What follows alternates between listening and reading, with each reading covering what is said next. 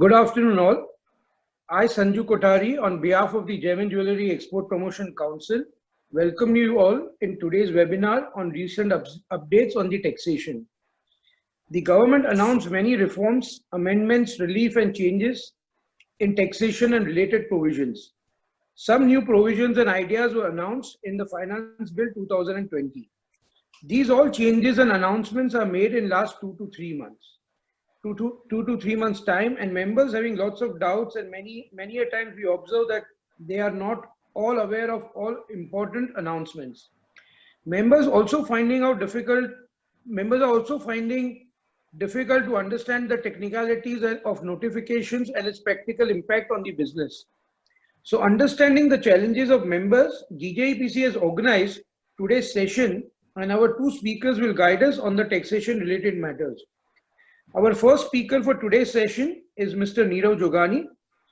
Mr. Nirav Jogani is the Vice Chairman in RSM Astute Consultants Private Limited and Lemon Technologies Private Limited. He leads the Gems and Jewellery practice, Gujarat operations and technology solution practices of RSM Astute Group through offices in 4 cities, that is Mumbai, Surat, Ahmedabad and Gandhinagar, and a multidisciplinary team of 250 people. He is G&J industry expert and has extensive experience in lean management and business best practices. He's also traveled across the world to study and has gained a considerable experience and expertise. Our second speaker, Mr. Jogani, will cover the Finance Bill 2020 provisions and recent announcements of direct taxes. Nishant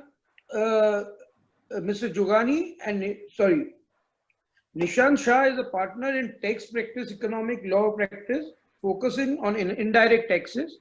He is qualified lawyer and a chartered accountant. His area of expertise include excise, customs, GST, and foreign trade policy regulations. He has closely worked with gem and jewellery industry and studied the implications of GST on G&G industry. Mr. Shah will cover the recent announcement on indirect taxes. Now I request Nirav Bhai to please take over and guide us on the amendments which have been there. Thank you. Thank you, Sanjay Bhai. Thank you, Jilpa Ben and the Gems and Jewellery Export Promotion Council for organizing such wonderful sessions continuously for the benefit of members. It is really commendable. With your permission, I'll just share my screen so that I can start my session. I hope the screen is visible. If there is any issue, please do let me know. So in this session... Nirav Bhai, sorry for the interruption. Yes. We have request to use Hindi or Gujarati if possible. Okay, so Gujarati is fine, or you want me to speak there are Hindi? Few participants. Yeah, so please continue in Gujarati and English mix. Okay, fair.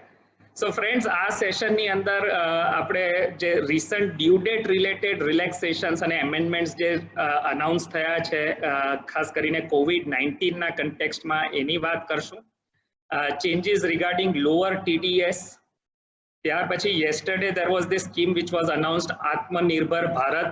એની અંદર શું taxation related છે એ આપણે discuss કરશું.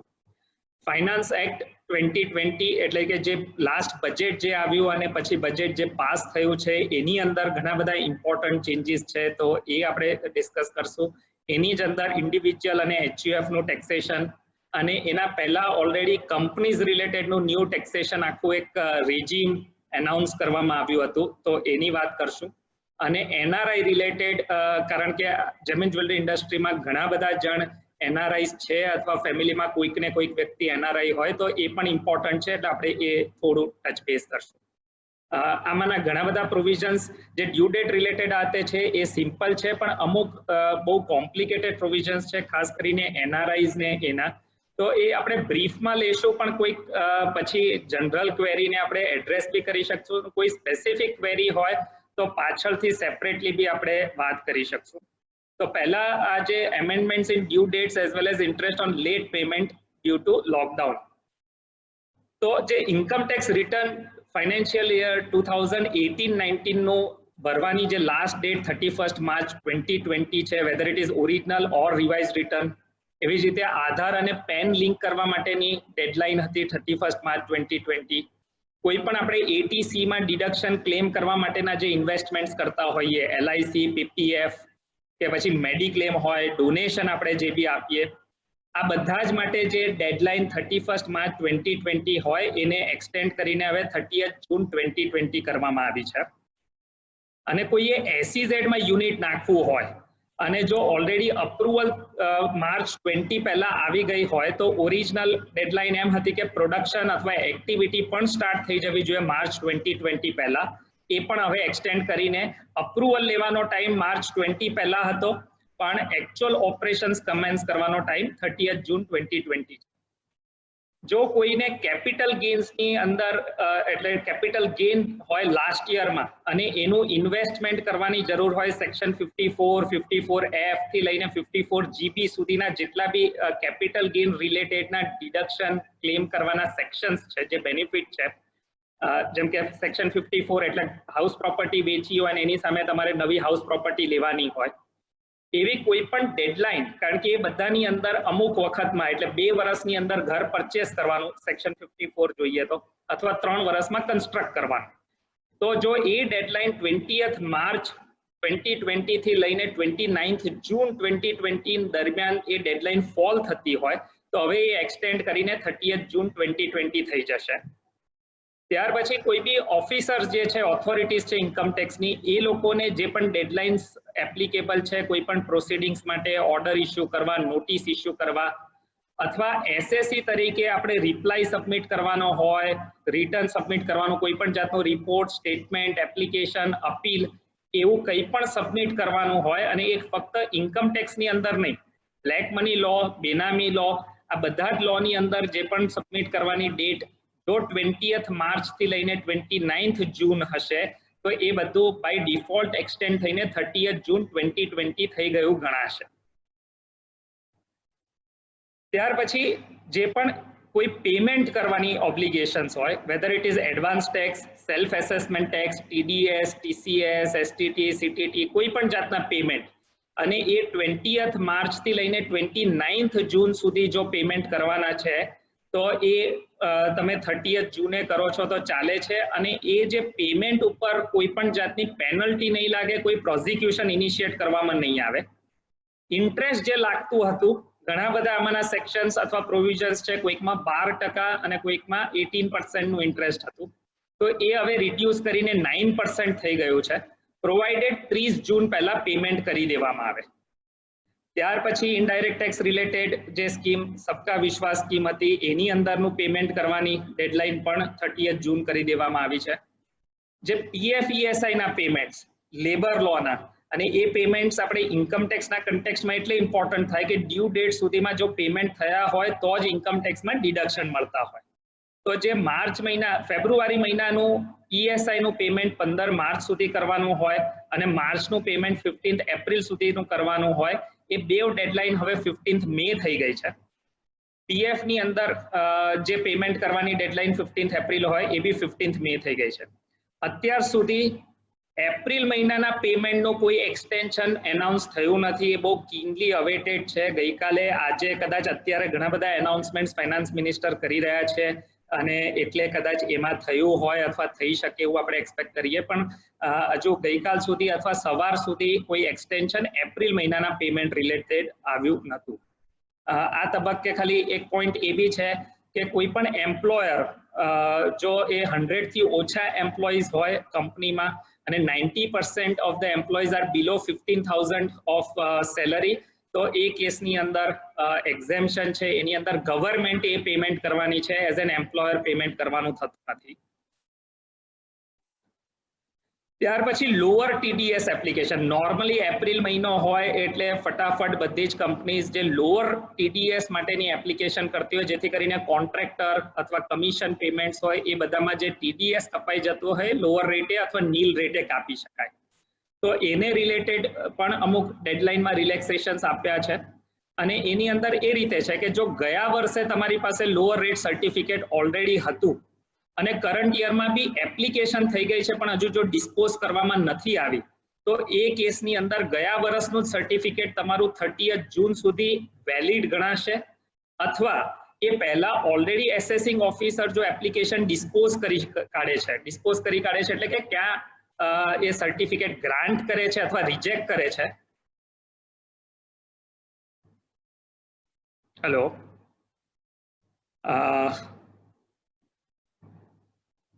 Yeah, you are there. yes, my screen is there. I'm not able to see the screen. Yeah, your Yeah, the screen is there. Okay, We are sorry. able to see Neeraj bhai. Yeah. Okay. So એ પહેલા dispose થઈ ગયો હોય તો એ date ગણાશે ને તો 30th જૂન સુધી એ last યરનું certificate જ વેલિડ ગણાશે. જો તમે એપ્લિકેશન નથી કરી અને ગયા વર્ષે તમારી પાસે સર્ટિફિકેટ છે તો એ કેસની અંદર તમે application there is some technical issue with the screen. Please bear with me. Okay. તો અગેન 30th જૂન સુધી અથવા ડેટ ઓફ એપ્લિકેશન સુધી લાસ્ટ યરનું સર્ટિફિકેટ વેલિડ થઈ જશે. આ બેવ કેસમાં જો લાસ્ટ યરનું સર્ટિફિકેટ વેલિડ થાય છે તો લાસ્ટ યર જેટલી લિમિટ તમને અવેલેબલ હતી એટલી લિમિટ 1 એપ્રિલથી અફ્રેશ મળી જાય છે અથવા ફ્રેશ મળી જાય છે.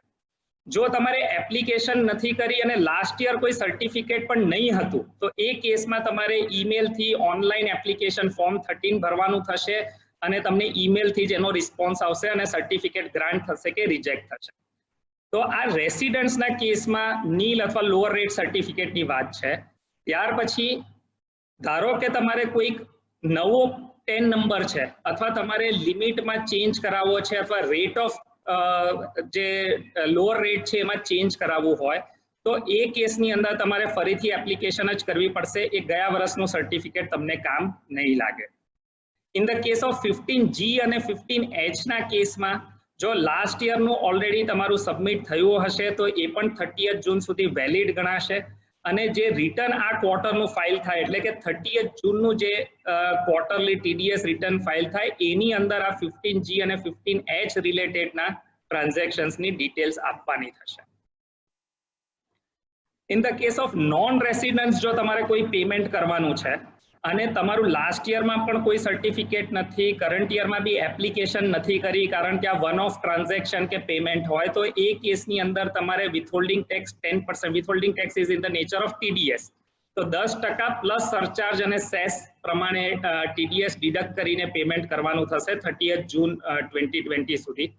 જો તમે એપ્લિકેશન કરવા માંગો છો એની અંદર બી તમારે લોઅર અથવા નીલ રેટ જોઈએ છે તો એ તમે ઓનલાઈન એપ્લિકેશન ઈમેલથી કરી અને એ એપ્લિકેશનનો રિસ્પોન્સ મેળવી શકશો. એના પછી આ એક રિલેક્સેશન છે. નો ડાઉટ આ નવી કોઈ એનાઉન્સમેન્ટ નથી, ઓલરેડી ઇન્કમ ટેક્સના રૂલ્સની અંદર એક પ્રોવિઝન આપવામાં આવ્યું છે. TDS બાય ડિફોલ્ટ તો આપણે મંથલી ડિપોઝિટ કરવાનો થતો હોય પણ અમુક સ્પેશિયલ કેસીસ જેમ કે હમણાંનો કેસ COVID-19 નો સિનેરિયો છે એને આપણે સ્પેશિયલ કેસ ગણી શકીએ. એવા કેસમાં એસેસિંગ ઓફિસર પાસે પાવર છે કે જો આપણે એપ્લિકેશન કરીને રિલીફ માંગીએ તો એ આપણને ક્વાર્ટરલી પેમેન્ટ કરવાનું અલાઉ કરી શકે.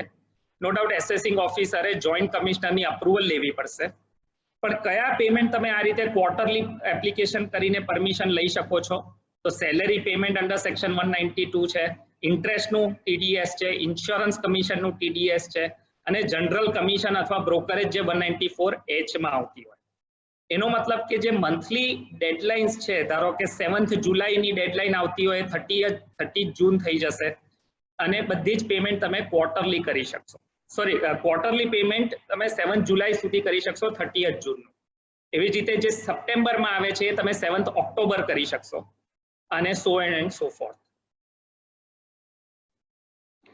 ત્યાર પછી જે યેસ્ટરડે આ આત્મનિર્ભર ભારત રિલેટેડ ઘણા બધા મેજર્સ અને સ્કીમ્સ અને રિલેક્સેશન્સ અનાઉન્સ થયા. એની અંદર સૌથી ઇમ્પોર્ટન્ટ TDS ના રિલેક્સેશનમાં છે કે જે પણ નોન સેલરીડ પેમેન્ટ હશે કોઈ પણ રેસિડન્ટને professional fees, contract payment, interest, rent, commission એવા સ્વરૂપમાં સેલરી આમાં ઇન્ક્લુડ નથી થતી એ સિવાયના જે પણ પેમેન્ટ હશે એની ઉપર જેટલું TDS ડિડક્ટ કરવાનું થતું હતું એ રેટ ઓફ TDS હવે 25% ઘટી જશે. અને this will be from effective from 14th May 2020 આજથી જે એપ્લિકેબલ થઈ ગયું છે. એનો મીનિંગ કે જો ડિવિડન્ડ જેની ઉપર 10% નો TDS હતો તો હવે રિવાઇઝ રેટ 7.5% થઈ જશે કરંટ યર માટે, એટલે કે 14th May 2020 થી લઈને 31st March 21 સુધીના પીરિયડમાં. ઇન્ટરેસ્ટ હશે તો બી 10% નું 7.5% થઈ જશે. પેમેન્ટ ટુ કોન્ટ્રાક્ટર્સ હશે અને ડિડક્ટી જે છે એ ઇન્ડિવિજ્યુઅલ કે HUF હશે તો નોર્મલી 1% નો રેટ છે, હવે 0.75 થઈ જશે. નોર્મલ બીજા કેસની અંદર 2% હોય છે તો હવે 1.5% થઈ જશે. કમિશન અને બ્રોકરેજ 5% થી 3.75%, રેન્ટ ઉપર 10% થી 7.5%, royalty fees for technical services અને બીજી પ્રોફેશનલ ફીસ છે એની અંદર 2% હોય તો 0.5% અને 10% હોય તો 7.5%. એવી જ રીતે TCS ની અંદર બી કોઈ રિસિપ્ટ્સ ઉપર TCS લાગતો હોય તો એના રેટમાં બી 25% ડિડક્શન થઈ જાય છે. તો સ્ક્રેપ સેલ કર્યું હોય એનો એક્ઝિસ્ટિંગ રેટ 1% છે તો 0.75%, સેલ ઓફ મોટર વ્હીકલ્સ હોય અથવા સેલ ઓફ અધર ગુડ્સ જે 1 ઓક્ટોબર થી એપ્લિકેબલ થવાનું છે જેના ઉપર હું પછી પાછું બોલવાનો છું, એ 0.1% થી 0.075% થઈ જશે. આ સિવાય એક એનાઉન્સમેન્ટ એ છે કે ચેરિટેબલ ટ્રસ્ટ અને નોન કોર્પોરેટ બિઝનેસીસ અને પ્રોફેશન્સ હશે એના જેટલા બી પેન્ડિંગ રિફંડ હશે એ ગવર્મેન્ટ ઇમિડિયેટલી ઇસ્યુ કરશે. આ રીતે કેશ ફ્લો વધારે બિઝનેસીસના હાથમાં આવે એ રીતનો ગવર્મેન્ટનો પ્રયાસ છે. ત્યાર પછી જે ડ્યુ ડેટ્સ આ ગઈકાલે એનાઉન્સ થઈ અને જેમાં ડ્યુ ડેટ્સ જે ચેન્જ કરવામાં આવી છે એ ઇન્કમ ટેક્સનું રિટર્ન ભરવાની, એટલે ફિનાન્શિયલ યર 19-20 નું રિટર્ન ની જે normal deadline is 31st July 2020 અને ઓડિટનો કેસ હોય તો 31st October 2020, એ ડેડલાઇન હવે 30th November થઈ જશે. ઓડિટ રિપોર્ટનું સબમિશન કરવાની ડેડલાઇન જે 30th September છે 31st October થઈ જશે. એસેસમેન્ટ પ્રોસિડિંગ્સ જે છે એ જો 18-19 એસેસમેન્ટ યરના હોય 30th September હતું એ ચેન્જ થઈને હવે 31st December થઈ જશે અને 19-20 નું જે 31st March 21 હતું એ 30th September 21 થઈ જશે. વિવાદ સે વિશ્વાસ સ્કીમ છે એ સ્કીમની અંદર બી જે પેમેન્ટ કરવાનું છે ડિક્લેરેશન કરીને એની ડેડલાઇન હવે 31st December 20 થઈ જાય છે.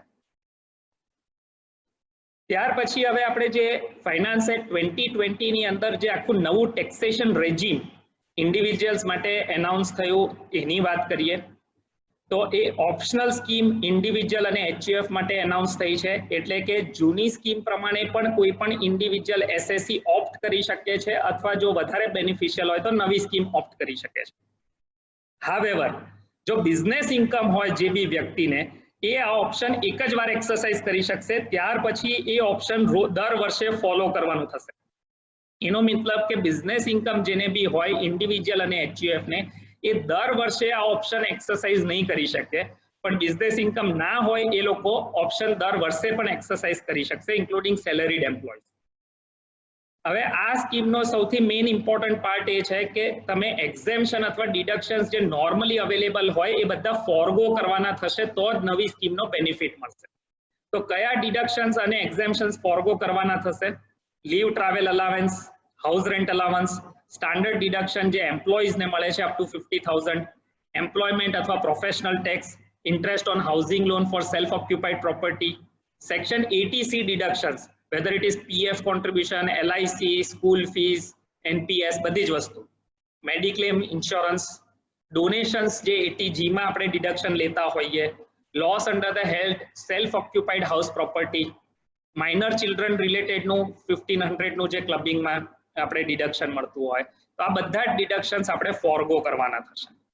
અને એ જો કરીએ છીએ તો આ નવી ટેક્સેશન રેજીમ જે રેટ્સ છે એ આ સ્લાઇડમાં ડિસ્પ્લે કર્યા છે, એટલે એક્ઝિસ્ટિંગ ટેક્સ રેજીમમાં શું રેટ્સ છે અને નવામાં શું છે.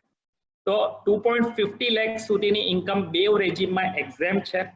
2.50 લાખ થી 5 લાખની અંદર સેમ રેટ છે 5% અને ઇફેક્ટિવ રેટ સરચાર્જ સેસ સાથે જોઈએ તો 5.2% થાય છે.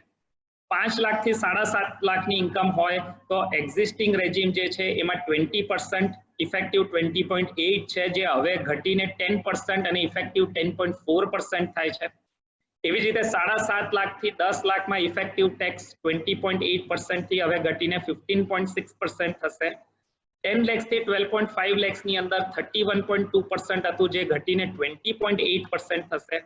12.50 lakhs થી 15 lakhs માં 13.2% થી ઘટીને 26% થશે. પણ 15 લાખની ઉપર જે પહેલા 31.2% ઇફેક્ટિવ ટેક્સ હતો, તો નવા રિજીમમાં 31.2% થી લઈને એઝ હાઈ એઝ 42.74% થાય છે. એટલે 15 લાખ થી 50 લાખ હોય તો 31.2% રહે છે.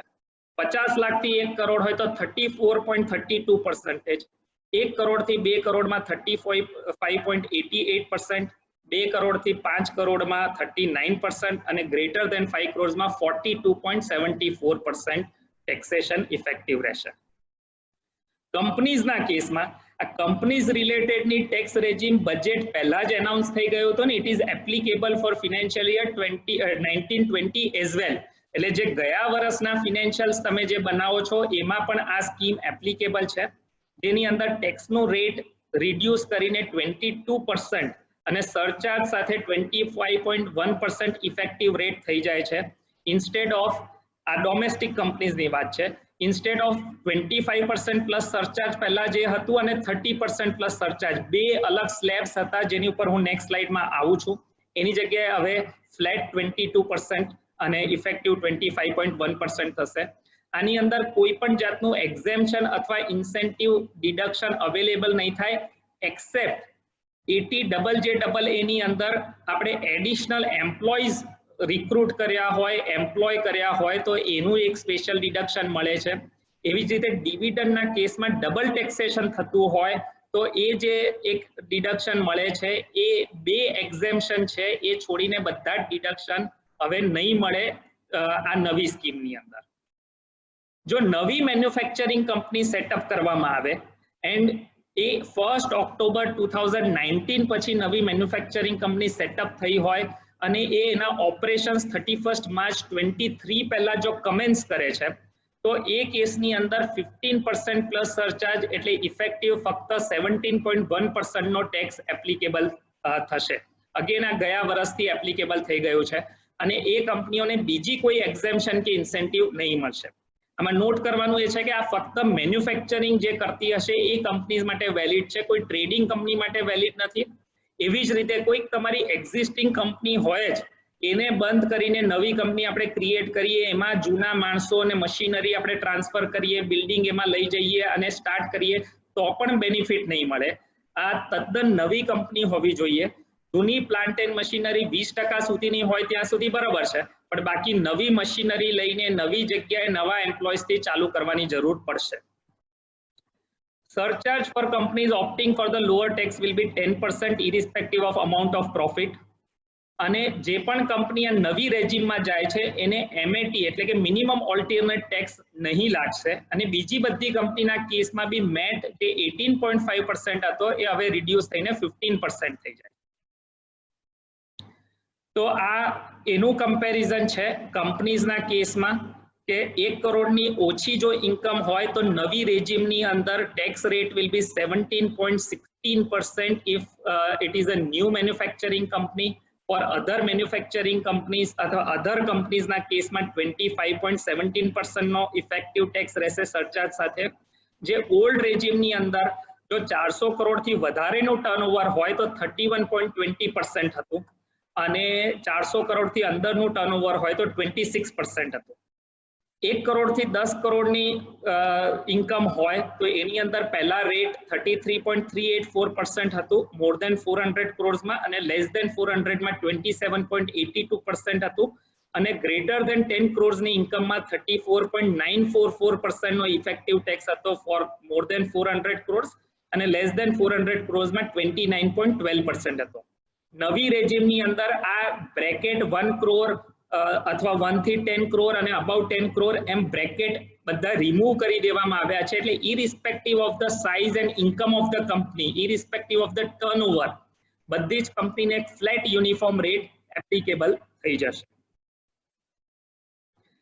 હવે ફાઇનાન્સ એક્ટની અંદર જે બીજા બહુ ઇમ્પોર્ટન્ટ ચેન્જીસ છે એમાં આ એક ડિવિડન્ડ ટેક્સેશન રિલેટેડ છે કે અત્યાર સુધી આપણે જાણીએ છીએ કે કોઈ પણ પ્રાઇવેટ લિમિટેડ અથવા પબ્લિક લિમિટેડ કંપની જ્યારે ડિવિડન્ડ પે કરે તો એ જે શેર હોલ્ડર્સ અથવા ઇન્વેસ્ટરના હાથમાં ટેક્સ ફ્રી છે, પણ કંપની જે ડિવિડન્ડ ચૂકવે છે એણે ઓલરેડી ડિવિડન્ડ ટેક્સ પે કરીને રકમ ચૂકવવાની થતી હતી. તો હવે નવા રેજીમની અંદર ડિવિડન્ડ ટેક્સ પે કરવાનો નથી થતો કંપનીએ, અને ઇન્વેસ્ટરના હાથમાં એ ઇન્કમ તરીકે ગણાશે ને એના નોર્મલ સ્લેબ પ્રમાણે એની પર ટેક્સ લાગશે.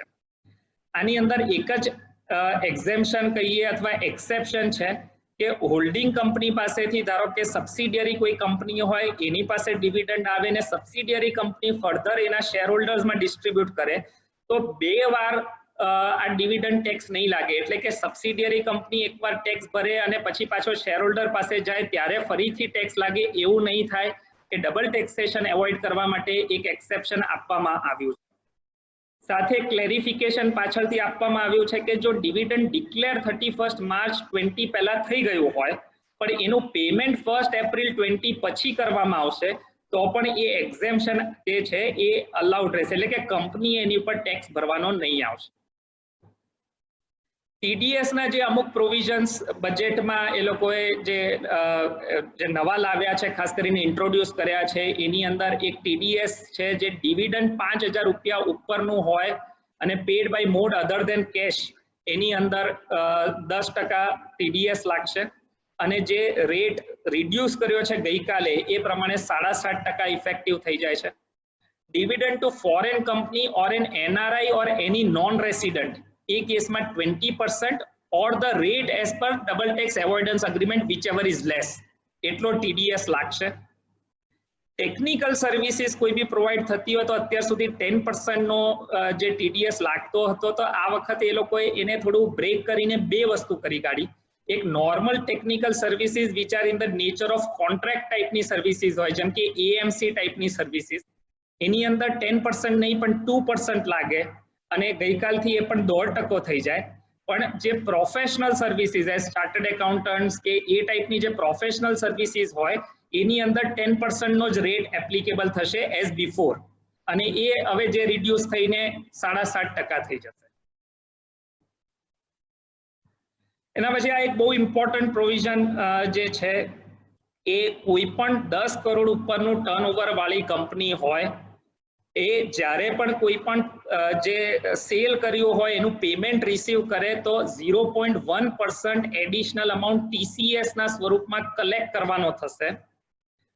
આ પ્રોવિઝન ઓરિજિનલી તો એપ્લિકેબલ વહેલું થઈ જવાનું હતું, પણ પછી એ લોકોએ એક્સટેન્ડ કરીને જ્યારે ફાઇનાન્સ બિલ પાસ થયું ત્યારે 1 ઓક્ટોબર 20 કરવામાં આવ્યું છે, અને 1 ઓક્ટોબરથી જ્યારે હવે એપ્લિકેબલ થશે તો ગઈકાલના નવા એનાઉન્સમેન્ટ પ્રમાણે 0.075% લેખે TCS કલેક્ટ કરવાનું થશે અને એ ગવર્મેન્ટમાં ભરવાનું થશે. તો એક GST ની જેમ આ એડિશનલ અમાઉન્ટ કલેક્ટ કરીને TCS ના સ્વરૂપમાં ભરવાની થશે. કોઈ પણ આ એપ્લિકેબલ એવી બાયર્સ માટે છે કે જેનું 50 લાખથી વધારે તમને રિસીવ થાય છે અમાઉન્ટ, અને એ અમાઉન્ટ તમારી માની લો કે સેલ્સ ગયા વર્ષમાં થઈ ગયું હોય પણ અમાઉન્ટ કરંટ યરમાં તમે રિસીવ કરો છો તો પણ TCS લાગશે જો 1 ઓક્ટોબર પછી તમને અમાઉન્ટ મળે છે તો. અચ્છા, આ પાછું કેસમાં જો જે પણ બાયર છે અથવા જે કસ્ટમર છે તમારો એની પાસે પેન નંબર અથવા આધાર ના હોય અથવા તમે એમની પાસે પેન અથવા આધાર માંગીને ના લીધો હોય તો એ કેસની અંદર 1% છે. અને ગઈકાલે જે આત્મનિર્ભર સ્કીમ આવી એમાં પાછું આ 1% નું 25% ડિસ્કાઉન્ટ કરીને 0.75% કરવામાં નથી આવ્યું, એટલે 0.1% છે નોર્મલ કેસમાં એ 0.075% થઈ ગયું છે, પણ પાન અથવા આધાર ના હોય એ કેસમાં 1% હતું એ 1% જ રહે છે. એના પછી બેંક જ્યારે LRS લિબરલાઇઝ રેમિટન્સ સ્કીમમાં જો કોઈ પણ આઉટવર્ડ રેમિટન્સ કોઈ વ્યક્તિનું અલાઉ કરે છે ને એના માટે એ પેમેન્ટ લે છે અને એ અમાઉન્ટ 7 lakhsથી ઉપરની હશે તો એ કેસમાં 5% TCS કલેક્ટ કરીને ગવર્મેન્ટમાં સબમિટ કરવાનું ભરવાનું થશે બેંકે. અને જો પેન અને આધાર નહીં હોય તો એમાં બી 10% નો એટલે કે એક્સ્ટ્રા TCS ભરવાનો થશે. જો આ એજ્યુકેશનલ લોન માટે આ રકમ રેમિટ કરવામાં આવતી હશે અને એના માટેની લોન કોઈ ફિનાન્શિયલ ઇન્સ્ટિટ્યુશન પાસેથી મળવામાં આવી હશે તો એ કેસની અંદર આ TCS નો રેટ ઘટાડીને 0.5% કરવામાં આવ્યો છે. એના પછી આપણે ટેક્સ ઓડિટ રિલેટેડની અમુક થ્રેશોલ્ડમાં જે ચેન્જ આવ્યો છે એ જોઈએ. તો નોર્મલી જે 1 કરોડની ટેક્સ ઓડિટની થ્રેશોલ્ડ લિમિટ છે, 1 કરોડ ઉપરનું ટર્નઓવર હોય તો ઓડિટ કરાવવું પડે, એ ઇન્ક્રીઝ કરીને 5 કરોડ કરવામાં આવ્યું છે. પણ આ બેનિફિટ ફક્ત એવા લોકોને કે એવા બિઝનેસીસને મળશે જેમનું આખા ટોટલ ટર્નઓવરની અંદર જેટલું બી રિસીવ્ડ કર્યું હોય પેમેન્ટ અને પેમેન્ટ આઉટફ્લો થયું હોય એમાંથી 5% થી ઓછી રકમ કેશમાં હોવી જોઈએ. બાકીનું બધું જ પેમેન્ટ રિસીવ્ડ અને પેમેન્ટ મેડ એ બે વસ્તુ ચેકથી અથવા બેન્કિંગ ચેનલથી હોવું જોઈએ, તો જ એ 5 કરોડની લિમિટ મળશે. જો કેશ પેમેન્ટ જેનું વધારે હશે 5%થી વધારે, એના કેસમાં ઓડિટની લિમિટ પહેલા જેમ જ રહેશે 1 કરોડની. અગેન આ પ્રોવિઝન બી ફાઇનાન્શિયલ યર 19-20 થી ઇફેક્ટિવ છે. જો કોઈ પાર્ટનરશિપ ફર્મ હોય અને એ 2 કરોડની અંદરનું ટર્નઓવર કરતા હોય 44 AD ની અંદર હોય તો એ કેસની અંદર 6% અને 8%નું જે ક્રાઇટેરિયા છે, એટલે કે નોન કેશ પેમેન્ટ હોય એના માટે 6% અને કેશ પેમેન્ટ હોય એના માટે 8%. તો એ કેસની અંદર જો એ એટલું પ્રોફિટ તમે નથી બતાવતા તો ઓડિટ કરવું ફરજિયાત છે, જેમ પહેલા હતું એમ. ઘણી બધી આપણે જેમિન જ્વેલરીની કંપનીઝ, ઘણા બધા NGOs અને ચેરિટેબલ ઇન્સ્ટિટ્યુશન્સ ચલાવે છે અને એને રિલેટેડ અમુક ઇમ્પોર્ટન્ટ પ્રોવિઝન્સ આપણે ક્વિકલી જોઈ લઈએ કે કોઈ પણ NGO અથવા ચેરિટેબલ ટ્રસ્ટ જે સેક્શન 12AA અથવા 80G માં રજિસ્ટર્ડ હશે, હવે દર 5 વર્ષે એમને ફરીથી રજિસ્ટ્રેશન લેવું પડશે. અને પહેલી વારનું જે રજિસ્ટ્રેશન લેવાની ઓરિજિનલ લિમિટ 1 જૂન 2020 હતી, એ હવે એક્સટેન્ડ કરીને 1 ઓક્ટોબર 2020 કરવામાં આવી છે. અને ત્યાર પછી 3 મહિનાની અંદર એપ્લિકેશન કરી દેવાની થશે. ગમે ત્યારે ટ્રસ્ટ ડીડમાં કોઈ મેજર ચેન્જીસ હોય, ઓબ્જેક્ટ ક્લોઝમાં ચેન્જ કર્યું હોય કે એવો કોઈ મેજર ચેન્જ હોય તો એ કેસમાં બી 30 ડેઝ ઓફ મોડિફિકેશનની અંદર એપ્લિકેશન ફરીથી કરવાની આવશે. Entities or trusts receiving donation need to now furnish a statement and issue a certificate to the donor. જેટલું બી ડોનેશન તમે લો છો એનું એક રિટર્ન ફાઇલ કરવાનું અલગથી એક રિસ્પોન્સિબિલિટી એડ કરવામાં આવી છે અને એક સર્ટિફિકેટ ડોનરને કે પેયરને આપવાનું થશે. જો તમે ટ્રસ્ટનું રજિસ્ટ્રેશન 12AA માં બી છે અને સેક્શન 1023C માં બી છે તો આ બેમાંથી કોઈ બી એક જ એપ્લિકેશન તમે કરી શકશો. બે વસ્તુ એપ્લિકેબલ એક સાથે નહીં થઈ શકશે. ત્યાર પછી આ એક બહુ જ ઇમ્પોર્ટન્ટ પ્રોવિઝન જે જેમિન જ્વેલરી ઇન્ડસ્ટ્રીના માટે બહુ જ ઇમ્પોર્ટન્ટ છે અને એ આ નવું આ વખતે એડિશનલી એડ કરવામાં આવ્યું છે. સેક્શન 271AA પેનલ્ટીનું આ પ્રોવિઝન છે.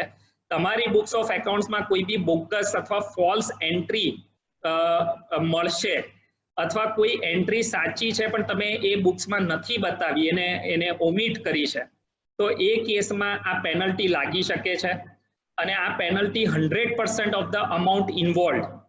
આ ફોલ્સ એન્ટ્રીનો મિનિંગ શું છે અથવા બોગસ એન્ટ્રીનો મિનિંગ એ છે કે તમે કોઈ બી ખોટું બોગસ ઇન્વોઇસ અથવા ફોલ્સ અથવા ફેક ઇન્વોઇસ યુઝ કરો છો, જે ખાસ કરીને GSTની ક્રેડિટ ક્લેમ કરવા માટે અથવા ઘણા બધા ટ્રેડર્સ બિલવાળા પાસે બિલ લેતા હોય તો એ બધા ફોલ્સ ઇન્વોઇસીસ ગણાશે.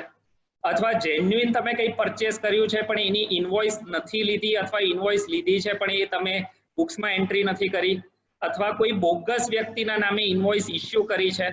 આવી જો કોઈ પણ વસ્તુ પકડાશે તો બીજા નોર્મલ પ્રોવિઝન્સની અંદર જે પણ ટેક્સેશન અને પેનલ્ટી પ્રોસિક્યુશન બધા પ્રોવિઝન્સ હતા એ તો રહે જ છે. તદુપરાંત આ નવી penalty 100% of the entire amount લાગશે અને આ બેવ જણને, એટલે કે જો કોઈએ બિલ આપ્યું છે ને કોઈએ બિલ લીધું છે, એમ બે પાર્ટી ઇન્વોલ્વ હશે તો બંને જણને પેનલ્ટી લાગશે. તો આ જેમિન જ્વેલરી ઇન્ડસ્ટ્રી માટે સમજવું અને ધ્યાન રાખવું બહુ જ ઇમ્પોર્ટન્ટ થવાનું. એના પછી આ વિવાદ સે વિશ્વાસ સ્કીમ આ બજેટમાં અને ફાઇનાન્સ બિલમાં એનાઉન્સ કરવામાં આવી હતી. જેટલા બી ઇન્કમ ટેક્સના ઓનગોઈંગ લિટિગેશન ચાલુ હોય એની અંદર વન ટાઈમ સેટલમેન્ટ કરીને કેસ ક્લિયર કરી શકાય એના માટેની આ સ્કીમ છે. એની અંદર જે પણ ટેક્સ પેયર છે એ ફક્ત ટેક્સની રકમ ભરશે અને જેટલું બી ઇન્ટરેસ્ટ અથવા પેનલ્ટી હતી એ કમ્પ્લીટલી વેવર મળી જાય છે. એવી જ રીતે કોઈ પણ જાતનું પ્રોસિક્યુશન ઇનિશિયેટ નહીં થશે, એની બી ઇમ્યુનિટી મળી જાય છે. આ પેમેન્ટ હવે 31 ડિસેમ્બર 2020 પહેલા કરવાનું થશે. ઓરિજિનલી આ ડેડલાઇન 31 માર્ચની હતી અને પછી થોડું એડિશનલ અમાઉન્ટ સાથે જૂનની હતી, પણ એ હવે એ લોકોએ એક્સટેન્ડ કરીને 31 ડિસેમ્બર 2020 કરી દીધી છે. જો કોઈ એવો કેસ છે જેની અંદર ટેક્સ ઇન્વોલ્વ જ નથી, ફક્ત ઇન્ટરેસ્ટ અને પેનલ્ટી ઉપર જ લિટિગેશન ચાલે છે, તો એ જેટલી બી ઇન્ટરેસ્ટ અને પેનલ્ટીની રકમ હશે એના 25% રકમ ભરીને તમે એ કેસ સેટલ કરીને આ સ્કીમમાં ક્લિયર કરી શકશો. જો 31 ડિસેમ્બર પછી પેમેન્ટ કરવામાં આવશે તો જે ઓરિજિનલ ટેક્સની રકમ છે એનાથી થોડી વધારે 110% રકમ અને પેનલ્ટી અને ઇન્ટરેસ્ટ હોય તો 25%ની જગ્યાએ 30% ભરીને એ સ્કીમ એક્સટેન્ડ કરવામાં આવશે, પણ એની ડેડલાઇન હજુ એનાઉન્સ કરવામાં નથી આવી. એનઆરઆઈ રિલેટેડના હવે અમુક ઇમ્પોર્ટન્ટ પ્રોવિઝન્સ આ બજેટમાં બહુ પાથ બ્રેકિંગ એનાઉન્સમેન્ટ્સ છે અને ઓરિજિનલ એનાઉન્સમેન્ટ્સમાં બહુ મોટો હોવા થયો હતો, બહુ બધું કન્ફ્યુઝન ક્રિએટ થયું હતું. ત્યાર પછી જે ફાઇનાન્સ એક્ટ જે ફાઇનલી પાસ થયો પાર્લામેન્ટમાં એની અંદર ઘણા બધા રિલેક્સેશન્સ પણ આવી ગયા છે. તો હવે જે આ પાસ થયેલા એક્ટ પ્રમાણે શું છે, તો કોઈ પણ ઇન્ડિયન સિટીઝન અથવા પર્સન ઓફ ઇન્ડિયન ઓરિજિન જે એનઆરઆઈ છે એટલે કે ઇન્ડિયાની બહાર રહે છે પણ ઇન્ડિયા આવી રહ્યા છે કોઈ બી વિઝિટ ઉપર અને ઇન્ડિયામાં એમનો સ્ટે 120 દિવસ અથવા એનાથી વધી જાય છે, 182 દિવસથી ઓછું છે.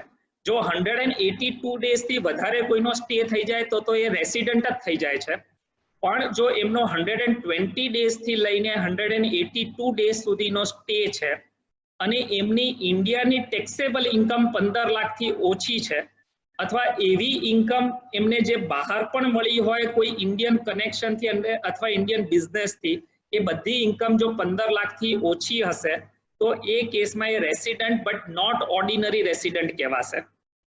અને રેસિડન્ટ બટ નોટ ઓર્ડિનરી રેસિડન્ટનો મિનિંગ એ થાય છે કે એમની ઇન્ડિયન ઇન્કમ પર ટેક્સ લાગશે, એમની ગ્લોબલ ઇન્કમ પર ટેક્સ નહીં લાગે, પરંતુ કોઈ પણ એવી ઇન્કમ છે જે ઇન્ડિયન કંપની પાસેથી એમને ફોરેનમાં મળે છે એ ઇન્કમ પર ટેક્સ લાગશે. તો હવે ટેકનિકલી 3 કેટેગરી થઈ જાય છે. એક છે રેસિડન્ટ જે 182 ડેઝથી વધારે ઇન્ડિયામાં રહે છે, સેકન્ડ છે 120 ડેઝથી લઈને 182 ડેઝ કોઈ ઇન્ડિયામાં રહે છે અને ઇન્કમ 15 લાખથી વધારે છે, એ resident but not ordinary resident કહેવાશે. જે 120 ડેઝથી બી ઓછા રહે છે એમાં પ્રશ્ન જ નથી આવતો. જે 120 ડેઝથી 182 ડેઝ ઇન્ડિયામાં રહે છે અને 15 લાખથી વધારેની ઇન્કમ છે તો resident but not ordinary resident છે, ઓછી ઇન્કમ છે તો એ સ્ટીલ એનઆરઆઈ સ્ટેટસ એમનું કન્ટિન્યુ રહેશે. આ છોડીને એવી કોઈ વ્યક્તિ હોય જે એવા કન્ટ્રીમાં રહે છે જ્યાં ટેક્સેશન છે જ નહીં, જેમ કે દુબઈ જેવા કન્ટ્રીમાં જે ટેક્સ ફ્રી જ્યુરિસ્ડિક્શન છે, અથવા એ કોઈ પણ કન્ટ્રીની અંદર ટેક્સ રેસિડન્ટ છે જ નહીં, અલગ અલગ કન્ટ્રીમાં વ્યક્તિ ફરે છે, તો એ કેસની અંદર પણ એ resident but not ordinary resident ગણાશે જો એમની ઇન્કમ ઇન્ડિયામાં ટેક્સેબલ ઇન્કમ 15 લાખથી વધારે છે. જો 15 લાખથી ઓછી ઇન્કમ હશે તો એ વ્યક્તિ હજુ બી એનઆરઆઈ ગણાશે. આ સિવાય એક ઇમ્પોર્ટન્ટ રિલેક્સેશન કોવિડ-19 ના કન્ટેક્સ્ટમાં એ આપવામાં આવ્યું છે કે જે પણ વ્યક્તિ 22 માર્ચ પહેલા ઇન્ડિયા આવ્યા છે એનઆરઆઈ અને ત્યાર પછી પાછા નથી જઈ શક્યા કારણ કે ફ્લાઇટ્સ ને બધું બંધ થઈ ગયું છે, તો 22 માર્ચથી લઈને 31 માર્ચ સુધીના જેટલા દિવસો છે એટલા દિવસો એ રેસિડેન્શિયલ સ્ટેટસના કેલ્ક્યુલેશન માટે ઇન્ડિયામાં એ સ્ટે નહીં ગણાશે, એટલા દિવસ ઓમિટ કરવામાં આવશે, એને નજરઅંદાજ કરવામાં આવશે. તો આ એક મોટું રિલેક્સેશન એક્સપેક્ટેડ લાઇન્સ પર એનાઉન્સ થયું છે. નોન રેસિડન્ટ્સ કોઈ બી જેની ઇન્કમ ફક્ત રોયલ્ટી અને ફીસ ફોર ટેકનિકલ સર્વિસીસ હોય અને જેનામાં ટીડીએસ ઓલરેડી ડિડક્ટ થઈ ચૂક્યું હોય એને હવે ઇન્કમ ટેક્સ રિટર્ન ભરવાની જરૂર નથી પડવાની. એક સિગ્નિફિકન્ટ ઇકોનોમિક પ્રેઝન્સનો એક ટેસ્ટ હતો જેના કારણે ઘણા બધા નોન રેસિડન્ટની ઇન્કમ ઇન્ડિયામાં ટેક્સ થઈ શકતે, એ પ્રોવિઝન્સને 31 માર્ચ 2022 સુધી ડિફર કરવામાં આવ્યો છે, તો એ પણ એક રિલેક્સેશન આપવામાં આવ્યું છે. તો ફ્રેન્ડ્સ આ સાથે મારું ફોર્મલ પ્રેઝન્ટેશન હું એન્ડ કરું છું. આઈ will B happy to take questions અને સાથે સાથે તમને ફર્ધર કોઈ પણ ક્વેરી જે ક્વેશ્ચન આન્સર સેશનમાં એડ્રેસ ના થઈ શકે અથવા સ્પેસિફિક ક્વેશ્ચન્સ હોય તમે અલગથી ઈમેલ ઉપર પૂછી શકો છો અને I will be glad to respond. હું સ્ક્રીન શેર મારું હવે હટાવી દઉં છું જેથી કરીને નોર્મલ મોડમાં આપણે ડિસ્કસ કરી શકીએ. Thank you. So thank you, Nirav bhai, for this presentation. Basically તમારા આ જે તમે જે પ્રેઝન્ટેશન આપ્યું એ અને ઘણા લોકોને ઘણા સવાલો જે છે જે અમને એ લોકોએ મોકલ્યા છે. So some of the important questions which I would like to request you to please answer. So if I can just go ahead one by one and if you could just reply to the members, please. If a proprietary company formed in 2017, can he join Startup India? If yes, what are the tax benefits and whether there are any tax benefits are available or not? Okay, so startup India રિલેટેડની ગવર્મેન્ટની જે આખી scheme છે, policy છે, એની અંદર register કરવાનું હોય છે. એની ઓનલાઈન આખું એપ્લિકેશનનું પોર્ટલ છે અને એ રેકગ્નાઇઝ સ્ટાર્ટઅપ જે પણ હોય, પહેલા તો એની અંદર કોઈ પ્રોપ્રાઇટરશિપ ફર્મને રજીસ્ટ્રેશન નહીં કરી શકાય. એની અંદર LLP અથવા પ્રાઇવેટ લિમિટેડ, પબ્લિક લિમિટેડ એ રીતે કોર્પોરેટ એન્ટિટી જોઈશે અને કોર્પોરેટ એન્ટિટી હોય તો એ ઓનલાઈન એપ્લાય કરીને એ રજીસ્ટ્રેશન લઈ શકે છે. પહેલા સ્ટાર્ટઅપ તરીકે રજીસ્ટર થવા માટેનો જે એલિજિબિલિટી ક્રાઇટેરિયા બહુ સ્ટ્રિક્ટ હતો, એટલે કોઈક ઇનોવેશન, કંઈક IP તમારી પાસે છે, પેટન્ટ છે, કોઈક નોવેલ્ટી છે, એવું બતાવવું પડતું હતું. હવે થોડું એને ડાયલ્યુટ કરી દીધું છે અને એટલે ઇઝીલી રજીસ્ટ્રેશન મળી શકે છે. પરંતુ ઇન્કમ ટેક્સની અંદર ફર્ધર ડિડક્શન લેવા માટે ઇન્કમ ટેક્સ ડિપાર્ટમેન્ટનું બી એક્ઝેમ્પશન સર્ટિફિકેટ લેવું પડતું હોય છે અને એ પ્રોસેસ થોડો ટીડિયસ છે. પણ જો એ એક્ઝેમ્પશન મળી જાય તો 10 યર્સના બ્રેકેટની અંદર કોઈ પણ 3 યર્સ માટે કમ્પ્લીટલી ટેક્સ ફ્રી ઇન્કમ થશે. પરંતુ MAT જે મિનિમમ ઓલ્ટરનેટ ટેક્સ છે એ તો તેમ છતાં પણ લાગશે. Okay. Second question which members had is changes have been announced in the budget 2020 for individual taxation structure. How to opt new tax structure as an employer? As an employee, हाँ. Okay. Yeah. So employ ના કેસમાં એમણે એક declaration આપવાનું છે એમ્પ્લોયરને કે I would like to go for the new regime, અને એ કેસની અંદર એમ્પ્લોયર જે TDS નું કેલ્ક્યુલેશન કરે અને TDS ડિડક્ટ કરે એ આ ડિક્લેરેશનને આધારે કરી શકશે. અને દર વર્ષે તમે નવું ડિક્લેરેશન આપી અને દર વર્ષ માટે બી ઓપ્ટ ઇન ઓપ્ટ આઉટ કરી શકો છો કે તમને નવી સ્કીમમાં બેનિફિટ લાગતો હોય તો તમે નવી સ્કીમમાં રહી શકો છો, ને તો તમે ડિક્લેર કરીને જૂની સ્કીમમાં જઈ શકો છો. સિમ્પલ ખાલી તમારે એમ્પ્લોયરને જાણ કરવાની છે. Okay, fine. Whether the benefit of accelerated depreciation to power generating company in case of new regime for existing in case of new regime for existing company, and what about the MAT credit for adopting new regime? So પહેલા તો એ છે કે power company, again એક સાથે હું પહેલા એક બીજો ક્લેરિફિકેશન આપી દઉં જે કદાચ કોઈ માટે યુઝફુલ થઈ શકે. આ ન્યૂ મેન્યુફેક્ચરિંગ કંપનીમાં જે 17.1% નો સ્લેબ છે એ ઓરિજિનલી ફક્ત મેન્યુફેક્ચરિંગ માટે હતો, પણ ત્યાર પછી એ લોકોએ પાવર અને ઇલેક્ટ્રિસિટીને પણ એમાં એડ કરી છે અને નવી કોઈ પણ પાવર અથવા ઇલેક્ટ્રિસિટી જનરેટિંગ કંપની હશે એ પણ 17.1% નો સ્લેબમાં જઈ શકશે. હવે કોઈ જૂની પાવર જનરેટિંગ કંપની છે તો એને 17.1% નહીં, પણ નવો જે સ્લેબ છે એ સ્લેબ 25% વાળો એપ્લિકેબલ થશે, બાય ડિફોલ્ટ એની અંદર આવી જાય છે. કોઈ પણ જાતની મેટ ક્રેડિટ આની અંદર મળવાપાત્ર નથી રહેતી. અને જે એક ક્વેશ્ચન એ હતો કે એક્સિલરેટેડ ડેપ્રિસિએશન, તો એ પણ બેનિફિટ નહીં મળશે. નવી સ્કીમની અંદર કોઈ પણ જાતના બેનિફિટ એક્સેપ્ટ ફોર જે એડિશનલ એમ્પ્લોઈઝ જે રિક્રુટ કરવાનું ATJJAA છે, ડિવિડન્ડ રિલેટેડનું એક એક્ઝેમ્પશન છે, એ છોડીને કોઈ પણ જાતના એક્ઝેમ્પશન નથી મળતા. Okay. If you could please clarify, for an example, if we have received an invoice on 1st May for services rendered in April, we have to account and pay the revised TDS rate announced on 30th May will be applicable, or the old rates will be applicable for that? ક્યારથી તમારે જે provision કરવાનું એ ક્યારથી કરવાનું? સો પહેલા તો હું સમજુ છું આ ગઈકાલે જે રેટ્સ રિડ્યુસ થયા એ કન્ટેક્સ્ટમાં જો ક્વેશ્ચન હશે તો તો એ ક્વેશ્ચન ની અંદર 1st of May ના દિવસની ઇનવોઇસ, અગેન આની ઉપર મારા હિસાબે હજુ કોઈ ક્લેરિફિકેશન નથી આવ્યું, પણ 1st of May ની જે ઇનવોઇસ હશે એની TDS ની લાયબિલિટી તો મે પતે ત્યારે જૂનમાં જ હોય છે, અને એટલે એને નવા રેટનો બેનિફિટ મળવા પાત્ર થવો જોઈએ. So can we, once we have some clarity, can we put this on our website so the members could take advantage of this? Sure. Okay. Do we get to carry forward of loss in case of opting for new tax regime in the company? So again, carry forward, brought forward loss A depreciation loss છે કે નથી, આ બધા જ provision related થોડું complex mechanism છે. પણ by and large જોઈએ તો નવા રેજીમમાં જ્યારે જઈએ છીએ ત્યારે કોઈ પણ જાતનું કેરી ફોરવર્ડ સિનેરિયો અલાઉડ નથી થતું. Okay. હવે NRI is paying 20% TDS. Is it possible to recover this? And if so, what would be the process or how they could do the needful? Okay, so NRI અથવા non resident companies માટે જ્યારે પણ આપણે overseas payment કરતા હોઈએ તો withholding tax cut કરીને payment કરવાનું થાય. એ ટેક્સ ઇન્ડિયામાં રિફંડેબલ નોર્મલી નથી. એ ડબલ ટેક્સ એવોઇડન્સ ટ્રીટી જે તે કન્ટ્રી સાથે, એટલે કે એ નોન રેસિડન્ટ કયા કન્ટ્રીની અંદર રહે છે અને કયા કન્ટ્રીમાં ટેક્સ એસેસમેન્ટ એમનું થાય છે, એ કન્ટ્રી સાથેની ઇન્ડિયાની ટ્રીટી જોવી પડે.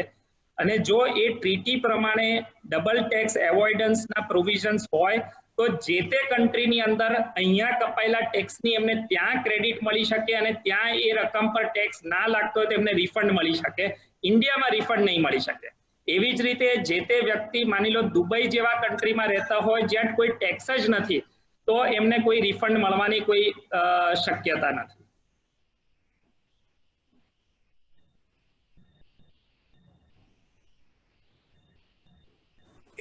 एक second. Yes. Okay. Now, any information on extension of dates of advance taxes post-COVID as per yesterday's press conference of FM?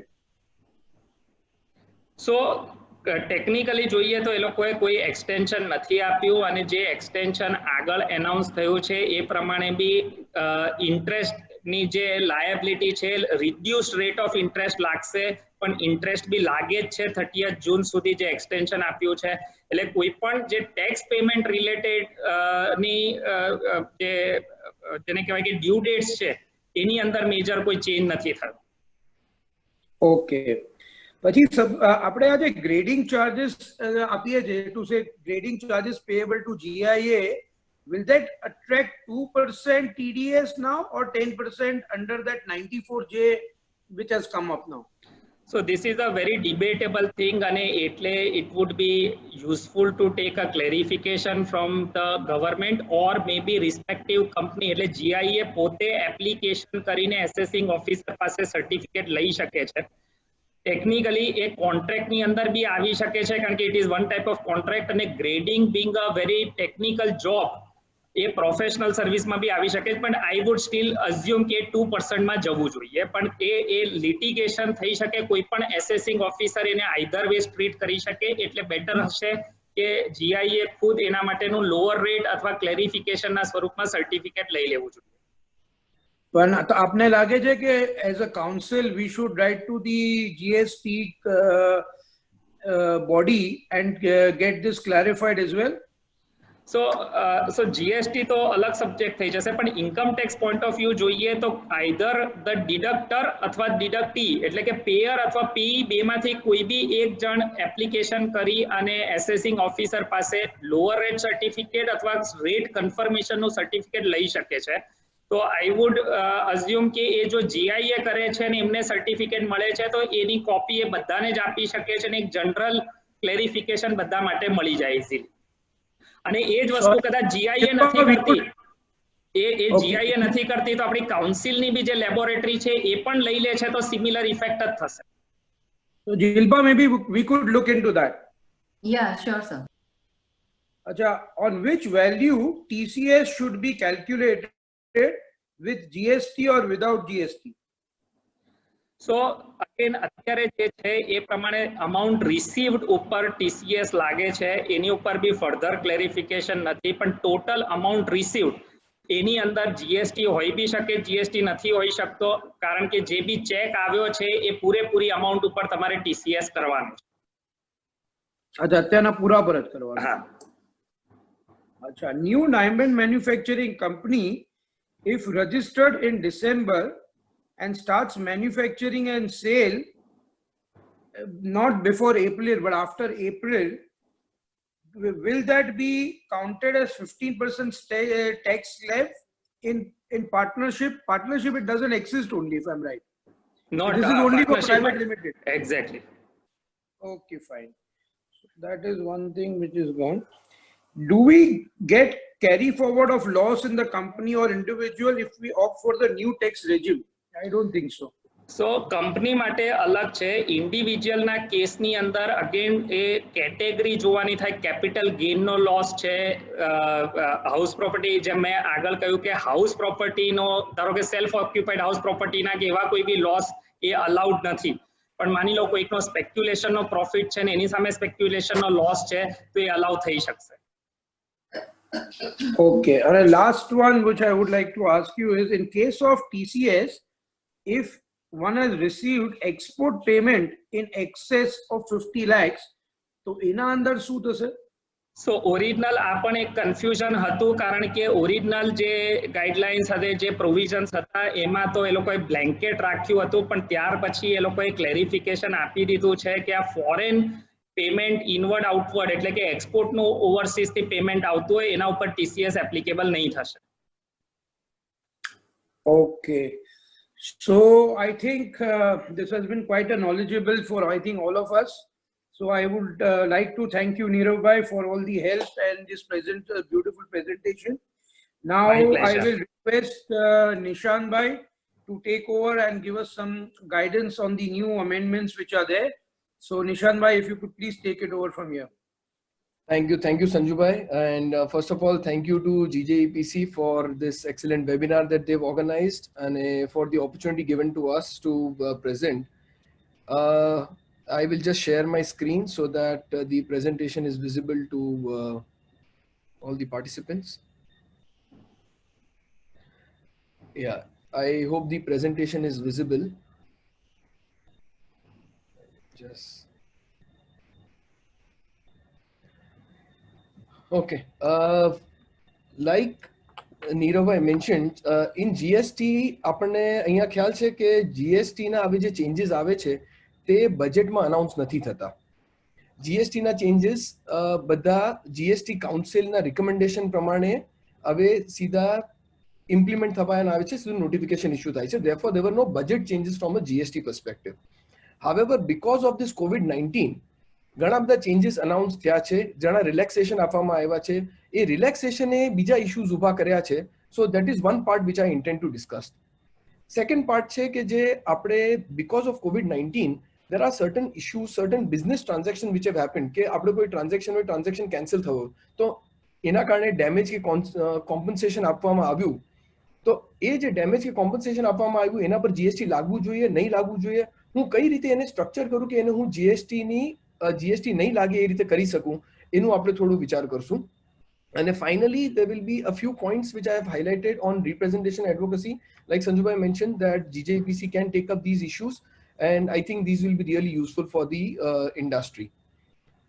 Taking on to the different issues which have been, different relaxations which have been granted from a GST and indirect tax perspective. In GST, what has happened is similar to what in direct tax also you saw, that ઘણી બધી જે dates છે તે dates અગર તમારી 20મી March અને 30મી જૂનની વચ્ચે પડતી હતી, then those dates have been extended to the 30th of June. પણ એ કઈ રીતે કરી શક્યા એના પર એક થોડો આપણે જોઈ લઈએ. They have, because they have changed the CGST law to bring in a new definition, a definition of force majeure. And a force majeure no definition શું છે? It says a case of war, pandemic, flood, drought, fire, cyclone, earthquake or any other. Therefore clearly pandemic is covered. And because of this, what does that empower the government? It empowers the government to issue notification by which they can extend the date for compliance or for carrying out any activity. હવે now this becomes very important that because in direct tax it was very simple that તમારે return file કરવાનું હતું, તે return file કરવાની date extend થઈ ગઈ. પણ GST માં બીજા ઘણા બધા વસ્તુ આવે છે જે તમારે ઘણા તારીખની વચ્ચે જ કરવું પડે છે. ફોર એક્ઝામ્પલ, તમે આ ઇન્ડસ્ટ્રી માટે અગર આપણે ગુડ જોબ વર્ક પર મોકલ્યા તો આપણને ખબર છે કે ગુડ્સ અને કેપિટલ ગુડ જોબ વર્ક થી પાછા વર્ષની અંદર આવી જવું જોઈએ. હવે એ તારીખ જે વર્ષની અંદર આવી જવું જોઈએ એ તારીખ અગર આની વચ્ચે પડતી હોય કે 20મી માર્ચ અને 30મી જૂન કે જ્યારે લોકડાઉન હતું તો એ એક્સટેન્ડ થઈ જાય છે, તો એ પણ થઈ જાય છે. તો એ રીતે કઈ કયું એક્સટેન્ડ થાય છે હવે આપણે જોઈએ. બટ બેસિકલી આમાં જેટલી બધી આ એક્ટિવિટીઝ અથવા કમ્પ્લાયન્સીસ બંને વસ્તુનું એક્સટેન્ડ થઈ ગયું છે. એમાં ઇશ્યુ એમ આવે છે સ્પેશિયલી ઇનડાયરેક્ટ ટેક્સ પર્સપેક્ટિવથી કે અગર આ એક્સટેન્ડ થાય છે તો સપોઝ મારી ફાઇનલ ડેટ આવતી હતી on the 25th of June. Now I am getting somebody whose date was coming on the on the 15th of April. એને 15 એપ્રિલ થી 30મી જૂન સુધી તકનું એક્સટેન્શન મળી ગયું. પણ મારી અગર 5મી જૂને આવતી હતી તો મને તો ખાલી 5 દિવસનું એક્સટેન્શન મળ્યું. અને સમજો અગર કોઈની તારીખ 5મી જુલાઈએ આવે છે તો એ તો આમાં ગણાશે જ નહીં, એને તો એક્સટેન્શન પણ નહીં મળે. તો એને એક્સટેન્શન મળવું જોઈતું હતું, એકચ્યુઅલી તો મળવું જ જોઈએ કારણ કે લોકડાઉનમાં એનું કામ જ નથી થયું. અગર એનું કામ નથી થયું તો જોબ વર્કર માલ એને પાછો કેવી રીતે મોકલશે? તો એને તો જે 5મી જુલાઈએ જે આવતું એને પણ મળવું જોઈતું હતું. એટલે એકચ્યુઅલી આ નોટિફિકેશનમાં એ લોકોએ વર્ડિંગ એમ મૂકવા જોઈતા હતા કે જેની પણ તારીખ લોકડાઉનના પીરિયડમાં આવે છે એની એ તારીખ પછી જેટલા પીરિયડ માટે લોકડાઉન ચાલ્યું છે એનું એક્સટેન્શન મળી જશે. પણ એની બદલે સરકારે એમ કીધું છે કે 20મી માર્ચથી લઈને 29મી જૂન સુધી અગર તમારી તારીખ પડતી હતી તો 30મી જૂન તમારી તારીખ થઈ જશે. હવે આમાં રિટર્ન ફાઇલ કરવાના એ બધા આવશે, તમારી અપીલ ફાઇલ કરવાની એપ્લિકેશન એ બધાની પણ ડેટ એક્સટેન્ડ થઈ ગઈ છે. અને જે આ બીજા બધી એક્ટિવિટીઝ કરવાની હતી કે તમારે ગુડ્સ રિટર્ન લાવવાના હતા એનું પણ કવર થઈ ગયું છે. સેકન્ડ પોઈન્ટ છે રિટર્નમાં કઈ રીતે કર્યું છે. તો જે આપણે ડાયરેક્ટ ટેક્સમાં જોયું એ જ રીતે છે કે આમાં they have not extended the date for filing of your GSTR 3B. So we are all aware, આપણને બધાને ખબર છે કે આમાં બે રિટર્ન તો ક્લિયરલી ફાઇલ કરવા હોય છે. GSTR 1 ફાઇલ કરવાનું હોય છે 10મીએ નેક્સ્ટ મંથની 10th અને GSTR 3B ફાઇલ કરવાનું હોય છે next મંથની 20th. As regards the GSTR 1 is concerned, they have not extended any date for any returns. They have not extended the date for GSTR 1. They have waived the late fee. કારણ કે એમાં ખાલી late fee નો આપણને penalty લાગતી હતી, એ late fee હવે નહીં લાગે અગર તમારી if the GSTR 1 is for February, March or April. If the GSTR 1 is for the period from if it is for GSTR 3B, GSTR 3B is actually an evidence of payment of tax as well. And therefore what they have suggested is that for the first 15 days there will be no interest, but thereafter there will be an reduced rate of 9%. So therefore if you see આમાં એ લોકોએ આપણને benefit નથી આપ્યો. એમ નથી કે તમારી તારીખ extend થઈ ગઈ છે, તારીખ તો સેમ જ છે, પણ તમે જો લેટ ભરશો તો તમારું જે ઇન્ટરેસ્ટ 18% લાગતું હતું એની બદલે અમે 9% લગાવશું અને એમાં પહેલા 15 દિવસનું તમને મોરેટોરિયમ મળશે કે કાંઈ ઇન્ટરેસ્ટ નહીં લાગે. એટલે તારીખ એક્સટેન્ડ નથી થઈ. અને કારણ કે તારીખ એક્સટેન્ડ નથી થઈ તો એક બીજો સવાલ એ આવે છે કે હું અગર આનો ફાયદો ઉઠાવું કે અગર હું મારો GSTR 3B થોડું ડિલેડ ફાઇલ કરું તો મારા અને if I am a company, I will have to undergo audit, and if I undergo audit, will the auditor have to report this in his CARO because this is filing or beyond the due date. So again that is another issue which is open and which has not been addressed. The next issue which comes up is કે આ relaxation આપ્યું છે કે તમારે if you want to file the return GSTR 3B, you may file it delayed and there is a lower return. But whether it is beneficial for this industry, that is a very big question again which comes up, and especially the members who are engaged in diamond and colored gemstones માં જે members engaged છે આપણને ખબર છે કે while their business is export oriented, they are already grappling with the inverted duty structure. Inverted duty structure no issue છે આપણું accumulation of credit ઘણું છે અને જો અગર આપણું accumulation of credit છે તો આપણને આનો કઈ ફાયદો નથી એક્સટેન્શન થયાનો કારણ કે 9% ઇન્ટરેસ્ટ ભરવા કરતા I would rather utilize the credit and discharge my liability by filing my 3G GSTR 3B at the right time. Now the issue which comes up is that therefore if you see this benefit which has been granted is a very half-hearted benefit. એ લોકોને જો કરવું હોત તો એ લોકોએ પૂરો જ slash કરી શકે. In fact RBI repo rate reduce કરે છે અને આ લોકોએ ખાલી 9% નું હજુ પણ આપણને ઇન્ટરેસ્ટ ભરવાનું ચાલુ રાખ્યું છે. The second issue which comes up is that there was a provision, એક clarification આવેલું કે મારી પાસે અગર ક્રેડિટ પડ્યું હોય અને મેં GSTR 3B લેટ પે કર્યું તો કારણ કે મારી પાસે ક્રેડિટ તો હતું જ, અને એ ક્રેડિટ શેના કારણે હતું કે સરકાર પાસે મારા પૈસા પડ્યા છે, તો મારે એના પર ઇન્ટરેસ્ટ ભરવાનું કે ઇન્ટરેસ્ટ નહીં ભરવાનું, કારણ કે it is a question of utilization and availment. મારી પાસે ક્રેડિટ પડ્યું છે, મેં યુટિલાઇઝ નથી કર્યું. સરકારે એવી રીતે જીએસટી ડિપાર્ટમેન્ટે એક સર્ક્યુલર કાઢેલું કે તમારી પાસે ક્રેડિટ પડ્યું હોય અને ભલે તમારું ગ્રોસ ટોટલ, એટલે મારી પાસે ક્રેડિટ છે 500 નું પડ્યું છે અને મારી ટોટલ લાયબિલિટી 1000 ની છે, તો પણ મારે ઇન્ટરેસ્ટ પૂરા 1000 પર ભરવું પડશે. 14મી માર્ચે જે જીએસટી કાઉન્સિલની મીટિંગ થઈ, એમાં કાઉન્સિલે એવું લીધું છે, રિકમેન્ડેશન કર્યું છે કે જો અગર કોઈની પાસે ક્રેડિટ પડી હોય અને એને જીએસટી 3B ડિલેડ ફાઇલ કર્યું, તો જે ડિફરન્સ છે 1000 - 500, only on the 500 they will be required to pay the interest, not on the whole 1000. But that has not yet become a law, and therefore if I go into this basis ke where I am sitting on accumulated credit and if I still take the extended benefit જે આ લોકો આપ્યું છે કે તમારે return late file કરી શકો, તો મને આ ઇન્ટરેસ્ટ નું બાદ કદાચ મળે કે નહીં પણ મળે, કારણ કે અત્યારે લો એ લોકોએ ફાઇનલાઇઝ નથી કર્યું.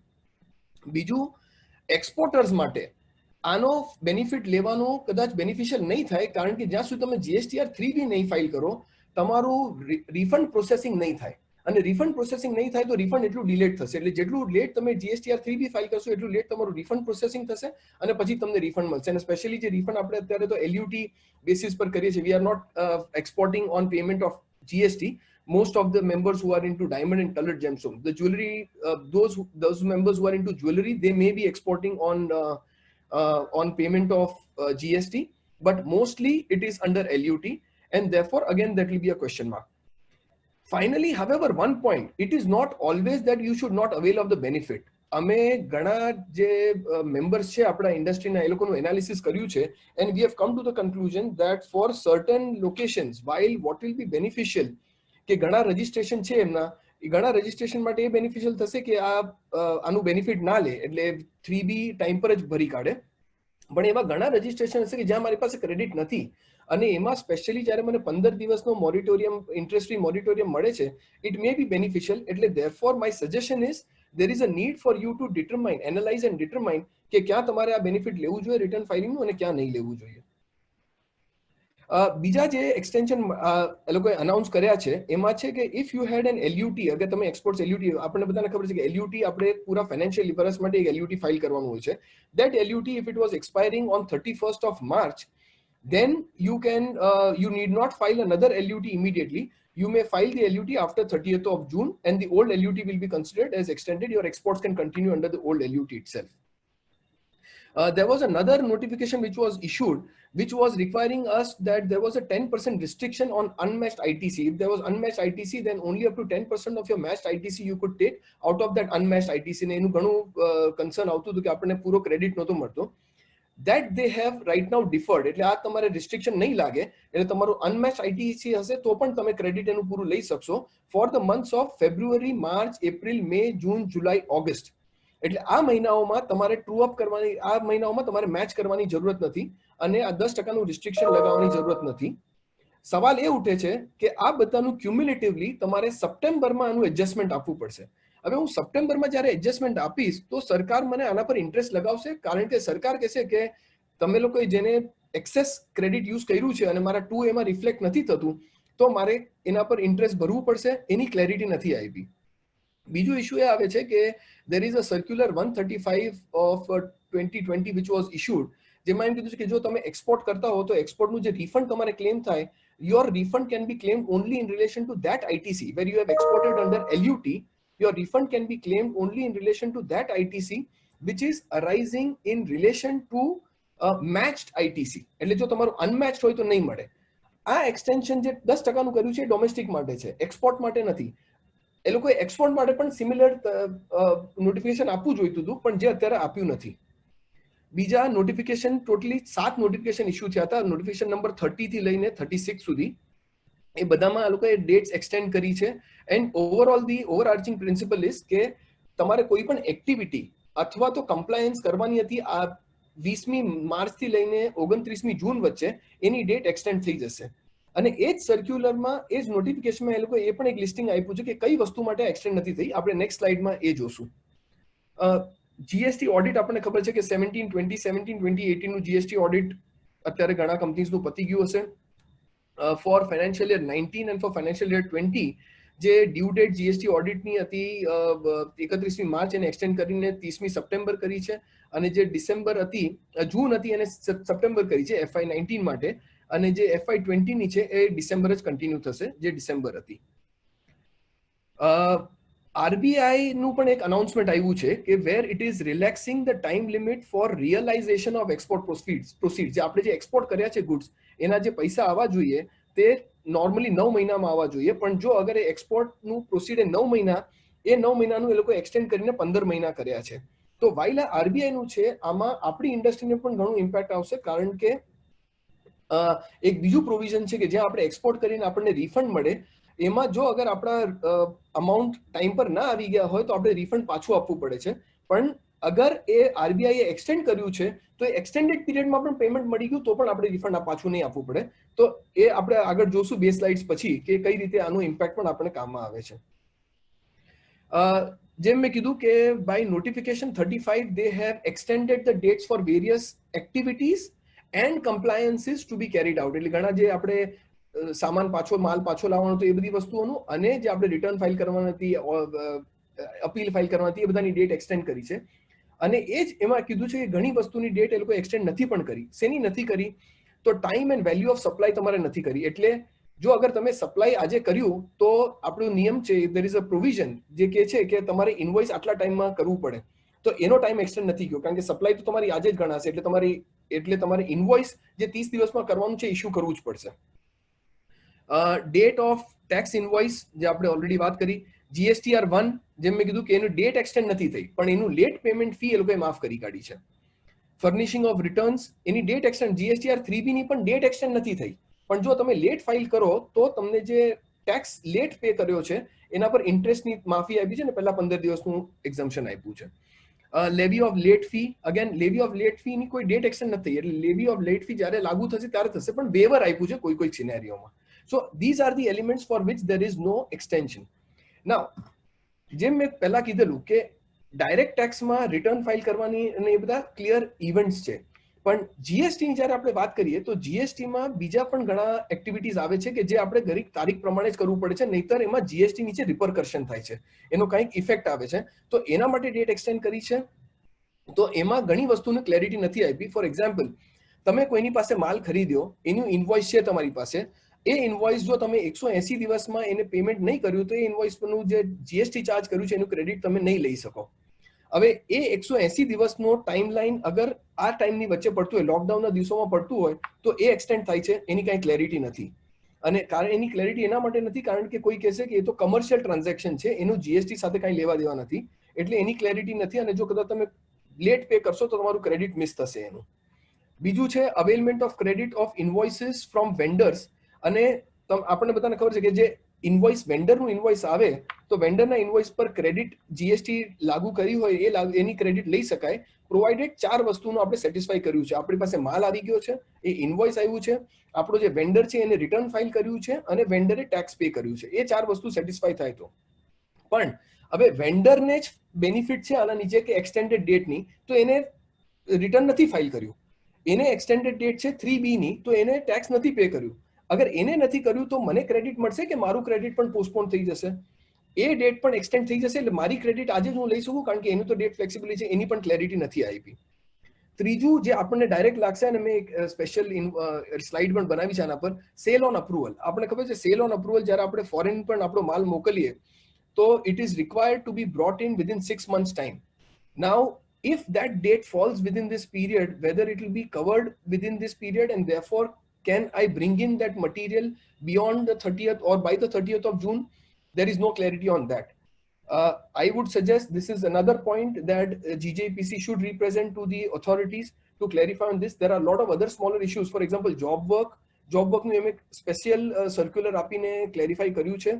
સેમ વે સેલ ઓન અપ્રુવલનું પણ ક્લેરિફાઈ કરવું જોઈતું હતું, તે અમે ક્લેરિફાઈ નથી કર્યું અત્યારે. એ જ સેલ ઓફ અપ્રુવલનું ઇશ્યુ છે કે we have exporters are exporting on consignment basis either to a consignment agent or directly to the buyer. Then the consignment agent thereafter makes further sales, or the buyer may decide after a certain point in time. When the goods are sent, it is not a supply. આપણે invoice rays નથી કરતા, In fact, there is a clear circular of 8th July 2019 which says that જ્યારે પણ તમારું cell થાય ત્યારે તમારે invoice rays કરવાની છે. અગર 6 મહિનામાં તમારું સેલ નહીં થયું અને if you are not bringing the goods back also, then it will be deemed as a supply and you are required to discharge GST on that. અને એ GST જે ડિસ્ચાર્જ કરવી પડશે. હવે કોવિડના સિચ્યુએશનમાં should they have extended that date? કારણ કે જો એ date extend નથી કરી અને મારો માલ પાછો નહીં આવી શક્યો, there are two implications. પહેલા તો મારો આ એક્સપોર્ટ નહીં ગણાય એટલે મને એનું રિફંડ નહીં મળી શકે, અને બીજું જ્યારે માલ પાછો આવશે તો મારે ફરીથી IGST એના પર પે કરવું પડશે.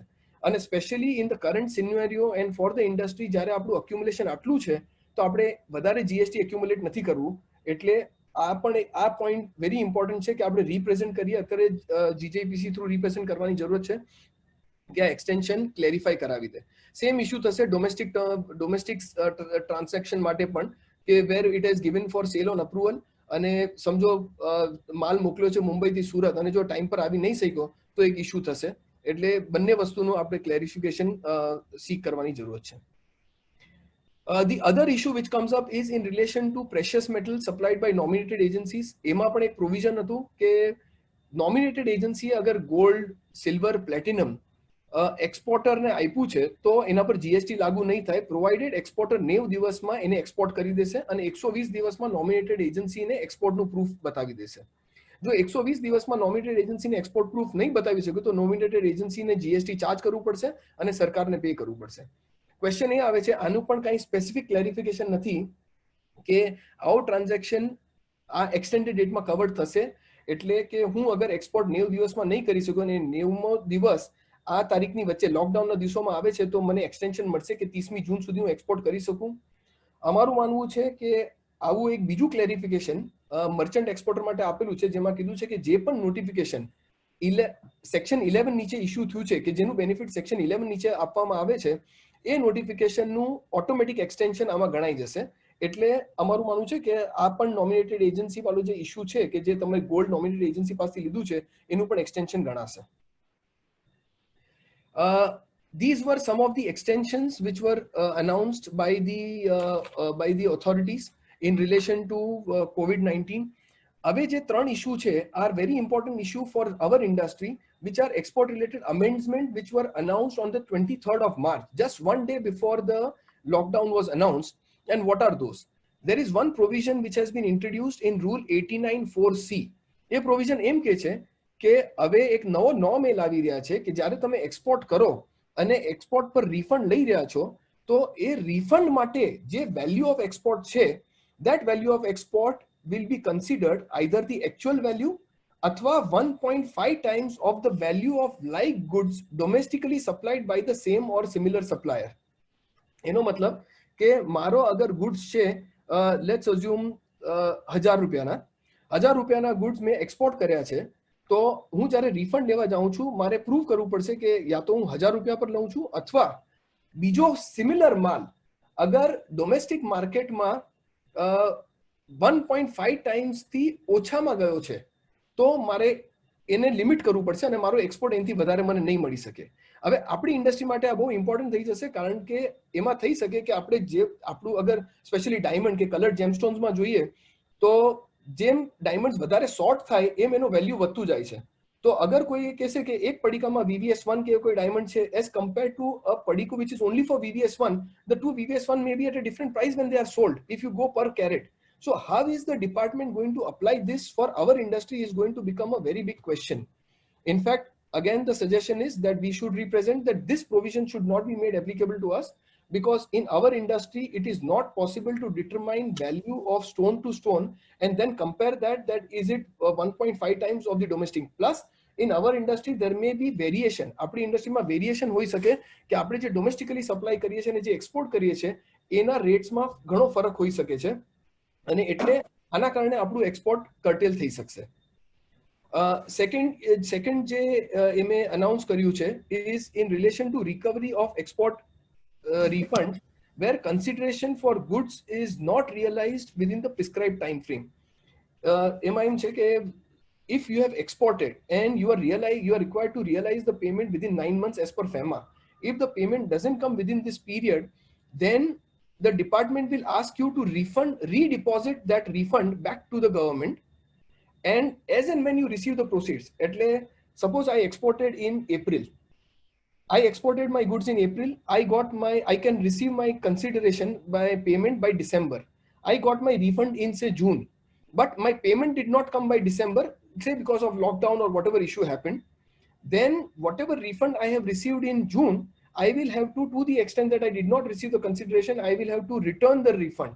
Refund મારે પાછું આપી દેવું પડશે સરકારને, અને એ પાછા આપ્યાના તારીખથી 3 મહિનાની અંદર જો મને રિયલાઇઝેશન થઈ ગયું, અથવા તો મેં આરબીઆઈ થી સ્પેશિયલ પરમિશન લીધી અને આરબીઆઈ મને બીજા 6 મહિના આપ્યા છે એક્સટેન્ડ કરવા માટે, એ એક્સટેન્ડેડ પીરિયડમાં જો પેમેન્ટ આવી ગયું તો એ રિફંડ મને પાછું મળી જશે. પણ જો અગર મારું પેમેન્ટ એ ટાઈમમાં નહીં આવ્યું તો મને આ રિફંડ પાછું નહીં મળે. હવે આમાં એ બહુ મોટો ક્વેશ્ચન આવે છે કે આપણે જે એક્સપોર્ટ કરીએ છીએ, be it jewellery, be it diamonds, be it gemstones, are all export of goods. Export of goods and export of service under GST law is different. Only for export of service, the proof of realization is a condition of proving that it is export. In case of goods માટે અગર goods આપણે ઇન્ડિયાથી બહાર લઈ ગયા અને બહાર કોઈ બીજા દેશમાં લઈ ગયા તો એ જ એક્સપોર્ટ ગણાઈ જાય છે. એનું પેમેન્ટ આવે એના માટે મારે રાહ જોવાની જરૂરત નથી અને એટલે આપણને રિફંડ પણ મળી જતું હોય છે. અગર એ જ મારું એક્સપોર્ટ ગણાઈ જાય છે અને પેમેન્ટની રાહ જોવાની જરૂરત નથી, તો આ કાયદો મને કેવી રીતે તમે લાગુ કરી શકો જ્યારે હું ગુડ્સનો એક્સપોર્ટર છું, હું સર્વિસનો નથી. સર્વિસ માટે તમે કરતા હો તો સમજી શક્યા, કારણ કે સર્વિસ ઇનટેન્જિબલ છે. એ સર્વિસ તમે આપેલી કે નહીં એનું આપણને ખાતરી ત્યારે જ થશે કે જ્યારે એનું પેમેન્ટ આવશે. પણ ગુડ્સમાં એ ઇશ્યુ નથી આવતો, અને therefore should this provision be challenged. Again it is suggested કે આપણે રિપ્રેઝેન્ટ કરવું જોઈએ કે આ ગુડ્સ માટે નહીં લાગુ કરવું જોઈએ, ખાલી સર્વિસીસ માટે હોવું જોઈએ, અને નહીતર તો લીગલી પણ આમાં એક્શન લઈ શકાય એમ છે. છેલ્લું જે છે એ there was a circular issued on 3rd of March, circular 135, જેની મેં આપણે પહેલા પણ વાત કરેલી કે જે 10% restriction છે અનમેચ ક્રેડિટ માટે, કે ક્રેડિટ તમારું મિસમેચ થયું છે તો then mismatch credit only to the tune of 10% of your total credit you are eligible. હવે આ પીરિયડ માટે, કોવિડના પીરિયડ માટે એ લોકોએ એ રિલેક્સ કરી કાઢ્યું છે, એ પ્રોવિઝન લાગુ નથી. સેમ વે આપણા રિફંડ માટે પણ એમ હતું કે અગર I am seeking refund of accumulated ITC in relation to my exports, then my refund will be limited only to the extent that my ITC is matching. Unmatched ITC માટે મને refund નહીં મળે. અગર તમે COVID ના કારણે, because of COVID-19, if you are liberalizing in case of the 10% criteria, should you not liberalize even in case of my exports? In fact, we have seen, અમે ઘણા અમારા clients માટે કામ કરી રહ્યા છે, એમાં the refund has not been allowed in relation to where the matching was not there. So જ્યાં without matching છે, unmatched amount છે, તો એમાં એ લોકોએ refund deny કર્યું છે. અને unmatched amount એના કારણે થયું છે કારણ કે મારો જે supplier છે, because of this lockdown he could not file his return. So if I was domestic, I would have got the benefit, મને benefit મળ્યું હોત, પણ હું કારણ કે export કરું છું તો મને આ benefit નહીં મળે. તો આનું પણ position લઈ શકાય એમ છે. Next એક issue છે, which is an issue which was in the budget, and this is customs related issue. આ customs ના related issue છે. આપણા ઘણા members છે કે જે foreign trade agreement નું benefit લઈ રહ્યા છે, અને foreign trade agreement એટલે પહેલા એક ટાઈમ હતો આપણે જે જ્વેલરી ને આવે છે થાઈલેન્ડ થી ને other countries થી, which have a foreign trade agreement FTA with India, and there were certain benefits being taken. Earlier the norm was કે તમારે એ કન્ટ્રીનું કન્ટ્રી ઓફ ઓરિજિન સર્ટિફિકેટ આપવાનું છે, which is issued by the one agency of that country. Everything else was upon the customs officer to confirm કે ત્યાં આગળથી export થયેલું, ત્યાં value addition થયું છે અને ત્યાંથી સર્ટિફિકેટ ઓફ ઓરિજિન અપ્રોપ્રિએટ અપાયું છે.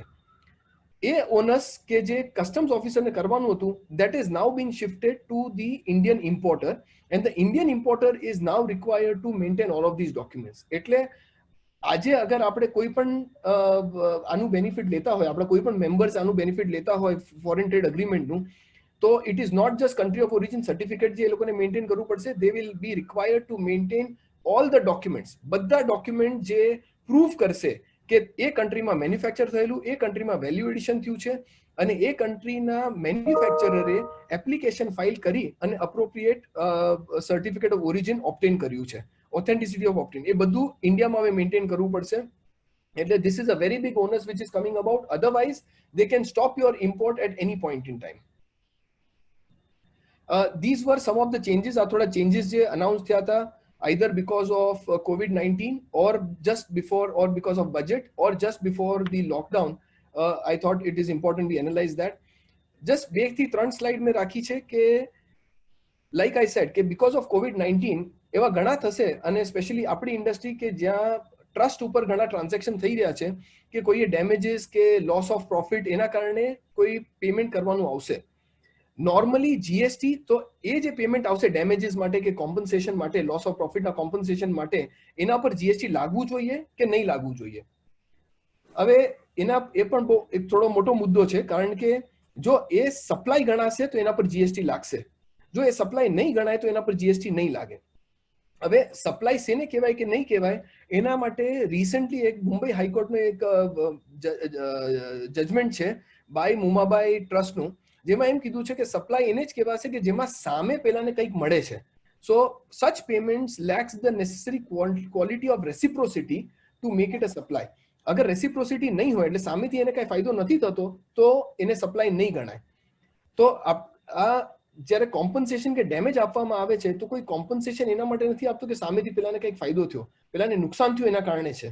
તો એટલે જો આપણે એને સ્ટ્રક્ચર કરી શકાય કે સપ્લાય નહીં ગણાય તો એના પર જીએસટી નહીં લાગે. નહીતર તો લોસ ઓફ પ્રોફિટ કે કોમ્પન્સેશન માટે કોઈ ઇન્વોઇસ રેઝ થશે એના પર જીએસટી લાગુ થઈ જશે. આપણે નીચે 3 સ્લાઇડ્સ પર I have given 3 different situations. One is કે કોઈ ટ્રાન્ઝેક્શન હતું and the transaction is delayed because of which there is a compensation. Because there is an underlying supply, this additional payment will be considered as consideration for that. Okay, because there is an underlying supply, so this payment will be considered કે એ supply માટે છે અને એના પર GST લાગી જશે. પણ અગર આપણે કોઈ ટ્રાન્ઝેક્શન હતું ને ટ્રાન્ઝેક્શન કેન્સલ થઈ ગયું, કેન્સલેશન કરવા માટે અગર મારે કઈ પેમેન્ટ કરવું પડ્યું તો obviously there is no underlying supply. underlying supply નથી, આ તો ખાલી કેન્સલેશનનું પેમેન્ટ છે. then ideally there should be no GST. However, it is subject to proper documentation. અમે અમારા ઘણા ક્લાયન્ટ્સને કીધું છે કે તમારા જેટલા કોન્ટ્રાક્ચ્યુઅલ અરેન્જમેન્ટ્સ હોય બધું હોય, it is important that you revisit this, કારણ કે અત્યારે બીકોઝ ઓફ ધીસ લોકડાઉન ઘણી કેશની લિક્વિડિટી ક્રંચ છે. લિક્વિડિટી ક્રંચના કારણે ડિફોલ્ટ થઈ રહ્યા છે. આવા ડિફોલ્ટમાં જો કોમ્પન્સેશન કે ડેમેજીસ પે કરવાના આવે તો it is very important you structure it appropriately કે તમારે એના પર જીએસટી બીજું નહીં ભરવું પડે. નહીં તો 100 રૂપિયાનું કોમ્પન્સેશન કે ડેમેજ લેવામાં 18 રૂપિયા તમે સરકારને ભરવા પડશે. એ રીતે બીજા પણ 2-3 સિનેરિયોસ છે. આ અમે એમ કીધું છે કે જો તમારે એને ઓવરકમ કરવું હોય તો કંઈક કોન્ટ્રાક્ચ્યુઅલ અરેન્જમેન્ટ કરવું પડશે. અને કોન્ટ્રાક્ચ્યુઅલ અરેન્જમેન્ટ કઈ રીતે કરવું પડશે કે તમે એવી રીતે કોન્ટ્રાક્ટ બનાવો કે તમે એમાં બતાવી શકો કે this is not because of a supply but because of a certain understanding between the two parties that has been arrived at. Moving from there, because of this lockdown and a COVID situation, there is a need for cash or credit harvesting. અત્યારે cash તમે જેટલું વધારે obtain કરી શકો, it's very effective in this scenario. તો એના માટે 2-3 situation હતા. એક છે કે અત્યારે lot of our members, ઘણા members જે ડાયમંડ અને કલર્ડ જેમસ્ટોન્સમાં છે એમને accumulated credit છે. એ accumulated creditનું અમે અમારા ઘણા ક્લાયન્ટ માટે થોડું અરેન્જમેન્ટ કર્યું છે such that if you make your exports from the location, એ તમારા સમજો 2 રજિસ્ટ્રેશન છે, મુંબઈમાં છે અને સુરતમાં છે. સુરતમાં કટિંગ પોલિશિંગ ને બધું થઈ રહ્યું છે તો એના કારણે ક્રેડિટ એક્યુમ્યુલેટ સુરતમાં થાય છે, પણ કટ પોલિશ થયેલા ડાયમંડ મુંબઈ આવીને મુંબઈથી એક્સપોર્ટ થાય છે. એના કારણે તમને રિફંડ સુરતમાં જે એક્યુમ્યુલેટેડ ક્રેડિટ છે એનું રિફંડ નથી લઈ શકતા. તો તમે એ રીતનું અરેન્જ કરો કે આ જે ક્રેડિટ ફોર્મ થાય છે એ મુંબઈમાં થાય અને પછી મુંબઈથી જ્યારે એક્સપોર્ટ થાય તો તમને એ ક્રેડિટનું રિફંડ મળી જાય. એટલે there is a need to optimize the whole operating structure such that larger refund of the accumulated credit is available so that your liquidity increases. Second છે, today this accumulation is mainly happening. One significant reason is because of higher rate of tax on various input services, and one of the major services is grading. So is there a possibility to structure it such that grading can be considered as job work? તો 18% થી સીધો 2% થઈ જશે તમારું એના પર tax અને એનો તમને બેનિફિટ આવી જશે. સ્પેશિયલી જે 94 જે આવ્યું છે એના લાઇટમાં it can further be examined if there is a possibility of doing this. Revisiting your structure કે તમે અત્યારે રફ મુંબઈમાં લઈ અને અથવા તો રફ કલર્ડ સ્ટોન્સ પણ મુંબઈમાં લઈ અને if you are sending to Surat or Indore or any other location for processing it to your own branch, whether you can make it as a supply rather than job work, તો 2% ની બદલે સવા ટકો જ ભરવો પડશે અને પાછું અક્યુમ્યુલેશન ઓછું થઈ જશે. Finally from a jewellery perspective, jewellery exporters માટે અગર તમે જ્વેલરી એક્સપોર્ટ LUT પર કરતા હતા એની બદલે તમને ફરક નહીં પડે અગર તમે export on payment of GST પણ કરશો, કારણ કે તો તમને રિફંડ ઘણું વહેલું આવી જશે. Export on payment of GST, refund is processed now almost within a week to 15 days. Whereas if you're doing under LUT, after verification, it is anywhere beyond a month. So in this time, કે જ્યારે તમારે cash રાખવાની ઘણી જરૂરત છે, it may be useful to export on payment. I'm not suggesting this for members who are into diamond or colored gemstones, કારણ કે તે members ને પાસે accumulated credit ઘણું છે એટલે એમને માટે LUT બેસ્ટ છે. પણ જ્વેલરીમાં જે છે ઘણા members એ લોકોને માટે export on payment of GST may be effective. Couple of more slides. With the lockdown opening, તેના ઘણા રૂલ્સ આવવાના છે કે આપણે આપણી ફેક્ટરીઝમાં, આપણા વર્કશોપમાં સેનિટાઇઝેશન રાખવું પડશે, ટેમ્પરેચર ચેક રાખવું પડશે, ગ્લવ્સ રાખવા પડશે. આ બધા જે ખર્ચા થશે એ ખર્ચા પર પણ GST લાગુ થશે. એનું આપણને ITC મળશે. હું આ સવાલ એના માટે રેઝ કરું છું કારણ કે પર્સનલ એક્સપેન્સ પર ITC નથી મળતું. પણ આમાં આપણે ડિસ્ટિંક્શન કરવું પડશે કે હું આ personal expense because of a mandatory requirement કરી રહ્યો છું. There is a statutory requirement, therefore I am incurring this and therefore it is for the furtherance of my business. અને furtherance of my business proof થશે તો મને credit મળી શકશે. નહીતર તો ઓફિસર્સ આવીને પૂછશે આપણને કે આનું ક્રેડિટ તમને કેમ મળે, કારણ કે આ તો તમારા જે વર્કર છે એ લોકોના પર્સનલ એક્સપેન્સ છે, એ લોકોની સેનિટાઇઝેશન એના માટે. ઘણા આપણા છે કે જે લોકોની અગર એ લોકોના વર્કર્સને હાઉસિંગ કોલોની કહે છે અને ત્યાં આગળ આવા ખર્ચા કરવામાં આવે છે કે સેનિટાઇઝેશન કરાવ્યું કે એનું, તો એનું પણ ક્રેડિટ મળશે. એ પણ આપણે પ્રોપર ડોક્યુમેન્ટેશન બનાવવું પડશે કે આ મેં સ્ટેચ્યુટરી રિક્વાયરમેન્ટ હતી એના કારણે મેં આ ખર્ચા કર્યા છે અને therefore I should be eligible for ITC credit.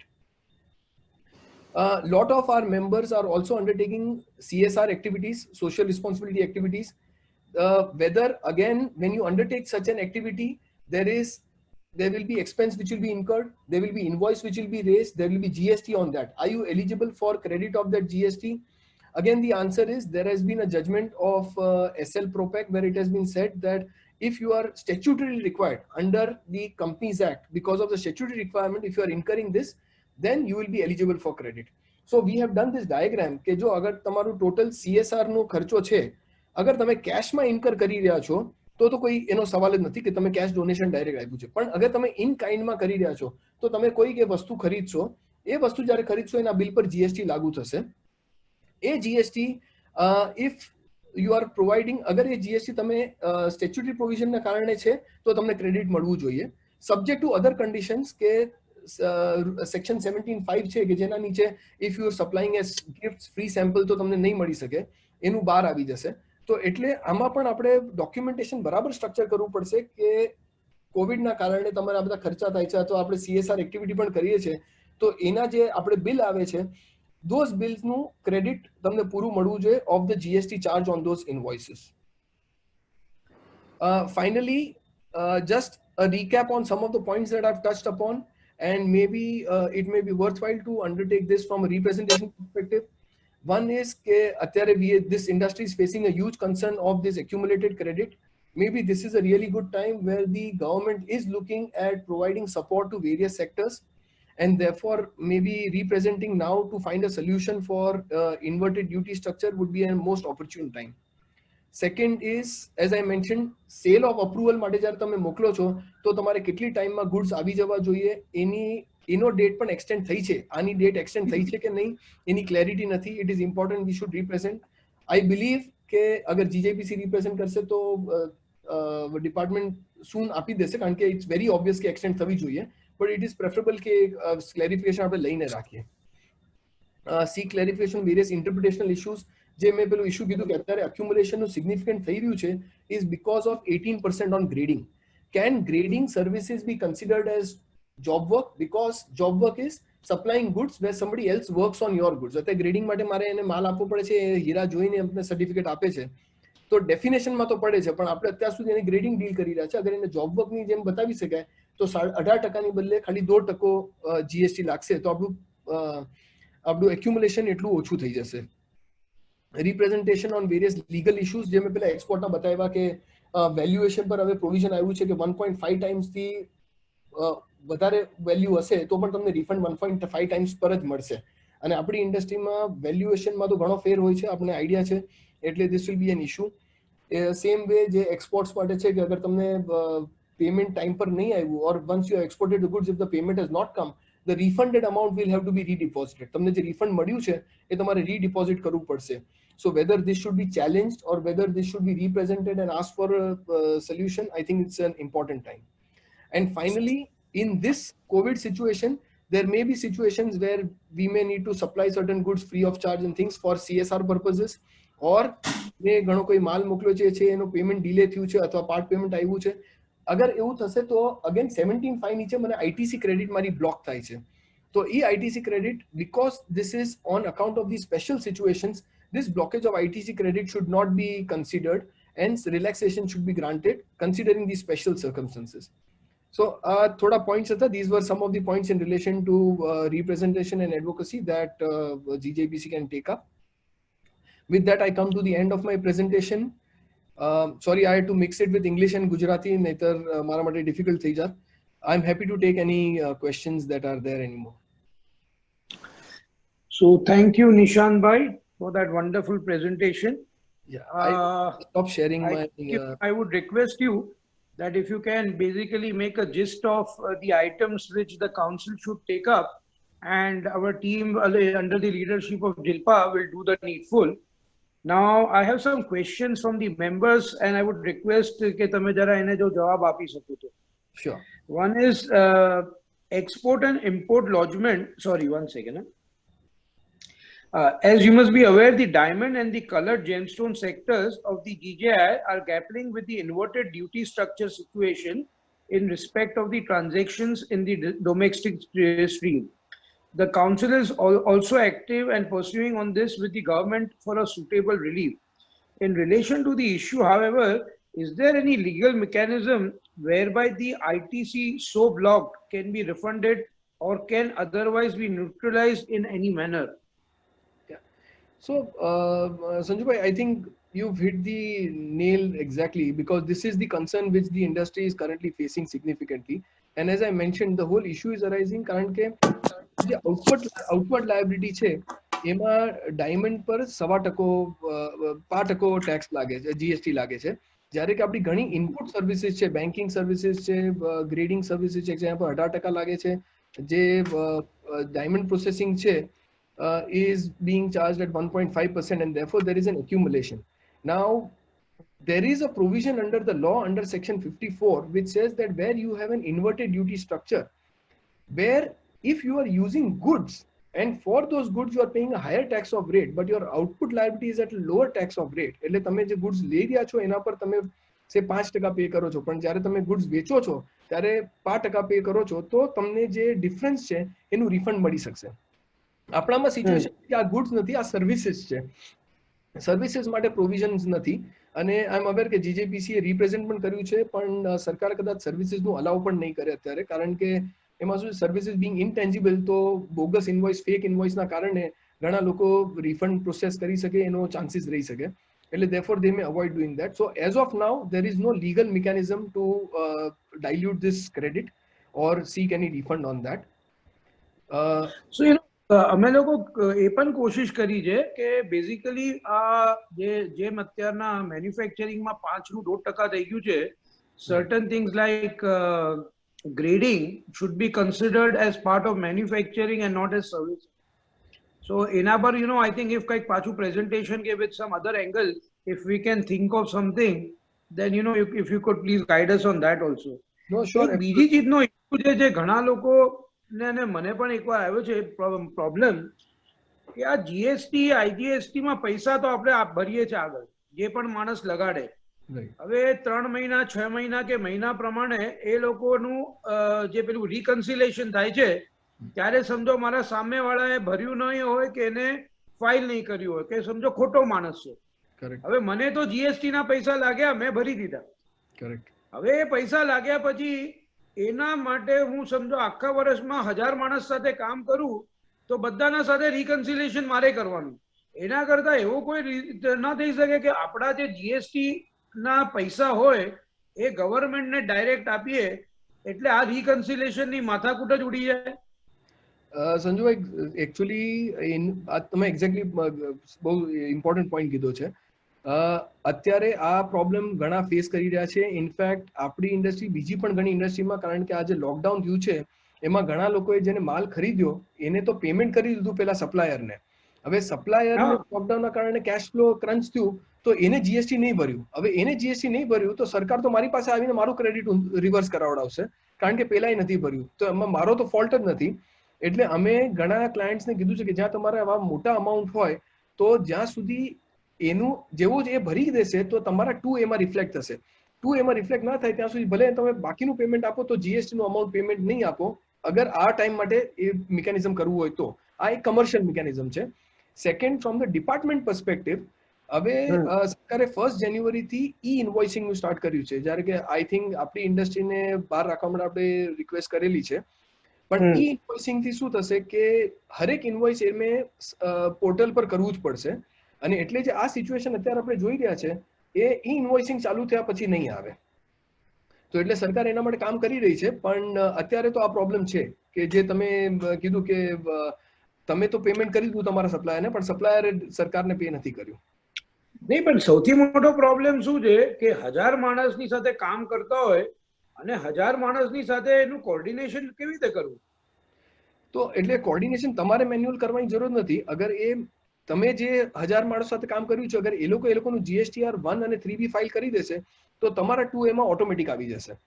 અને અગર એ તમારા 2A માં તો એ આપણે ચેક તો કરવાનું જ રહ્યું ને કે ભાઈ આપણે આ, તો એના કરતા મારે તો મારો જે જીએસટી અમાઉન્ટ મેં જે પરચેસ કર્યો હોય એ હું મારો ભરી દઉં સીધું ગવર્મેન્ટને, અને પછી જે 1000 માણસનું જે હોય એ લોકો ત્યાંથી ઉચકી લે. કરેક્ટ. તો આ જે ઇલેક્ટ્રોનિક ઇન્વોઇસિંગ થશે એના પછી એ ફેસિલિટેશન ચાલુ થઈ જશે. આ જરા એક ધ્યાનમાં રાખજો ને કે આ આપણે પુટઅપ કરીએ એકવાર. પાક્કું. I understand. In fact, in respect of the ITC accumulation, is there any structuring that individual entities may carry out to minimize the impact of the same? So, like I mentioned, most of our members have this structure that they have their corporate office in Mumbai, and then they may have one more of Mumbai or Ahmedabad or Calcutta or wherever, and then they may have another office in another location, which is a branch office where the processing is carried out. અને generally આ GST accumulation એના કારણે થાય છે કારણ કે જ્યાંથી export થાય છે ત્યાં આગળ credit accumulation of credit is at a branch, whereas the export is from the corporate office. If we are able to structure that, and which we have done for some of the members of the GJPC, if we are able to structure that કે તમારું export અને accumulation same location પર કરો. એટલે to just give an example, suppose મારા rough Mumbai આવી અને સુરત જતા હોય તો સુરત હું તમે સેલ નહીં કરો, you say that it has gone on job work basis અને થઈને માલ મુંબઈનો જ છે, and then get export from Mumbai, so the credit comes in Mumbai, so the invoices are issued for Mumbai. The GST suppose કે ભૂલથી આપણા chartered accountant કે company સેક્રેટરીએ વધારે ભરી કાઢ્યો હોય 2017 માં, તો is there any way કે એ માણસ એને પાછો એનું રિફંડ લઈ શકે? એ ઘણો મોટો ઇશ્યુ છે. એટલે જે GSTR 3B માં જો તમે એક એરર કરીને એક્સેસ ભરી કાઢ્યો તો there is the only mechanism is refund, because there is no adjustment or anything which has been provided, and that is becoming a big concern. In fact, ઘણા representation પણ થયા છે કે they should allow the modification in the portal, but as of now a facilitation નથી. Okay. Any clarification arrived from the GST department regarding online generation of invoice? Earlier department declared it will be implemented by April 20. Correct. So હવે આ તો મારા ખ્યાલથી આનું કંઈક પાછું આવશે notification, right? Absolutely. તમારો point બરાબર છે. એટલે right now it has got adjourned indefinitely, અને we should be expecting, in fact I am expecting department to come out with notifications, કારણ કે અત્યારના જે extension ના notification છે એ lockdown, first lockdown વખતે હતું. Now we have gone to third lockdown, તો આ much time નીકળી ગયો છે, એટલે they may come out with notification extending the current dates as well. One exporter had exported diamonds in the month of May 19. He received some part payment in the month of January 2020. Now it's 1 year completed and he has still to receive certain funds. Will the date will be extended to receive his remaining payment, it will be extended. So there is no question. It will be extended, whoever has asked this question. Whether technically grading can be classified as job work, we have taken that matter up. We hope that the government understands that it is required to sell the diamonds and it will be considered as a job work. People are getting invoices from airlines 2 or 3 months late. How to deal with that? Now, in airlines, typically there are two situations which arise, because if you are booking through an agent, the agent invoice is not considered. But if you speak to your agent, agents are able to issue invoices on behalf of the airlines and give you the invoice of the airline so that you can avail of the credit. Otherwise, as and when you receive the invoice, then you can take the credit at that point in time. You will only need to push for a early issuance of the invoice. જ્યાં સુધી invoice નહીં આવે તમે credit નહીં લઈ શકો. Okay, fine. And just lastly, somebody has asked that is there any provision where the GST could be paid by credit card? No, e-banking nu છે, there is no credit card, but typically today credit cards, if you have an arrangement with your bank, the bank debits your credit card while making the payment on your behalf. So a arrangement તમે કરાવીને કરી શકો, but there is no process of putting the credit card number for payment of the GST. Okay, so that goes on every individual and the bank in line with the facilities they have. Absolutely, absolutely. Okay, so I think that is it. Nishan bhai, thank you so much for this lovely presentation. And we will try to take up these matters of concern from the council's portal with the GST authorities and try and upload everything on the site for everyone's concern and benefit. So thank you, Nishan bhai, once again for everything. Jilpa, thank you so much. And I think we should conclude the webinar here then. Yeah, thank you, Nishan. Thank you all the participants for your time and interest. Thank you very much for attending. And please Thank stay you so safe much. in this period. Thank you. Thank you.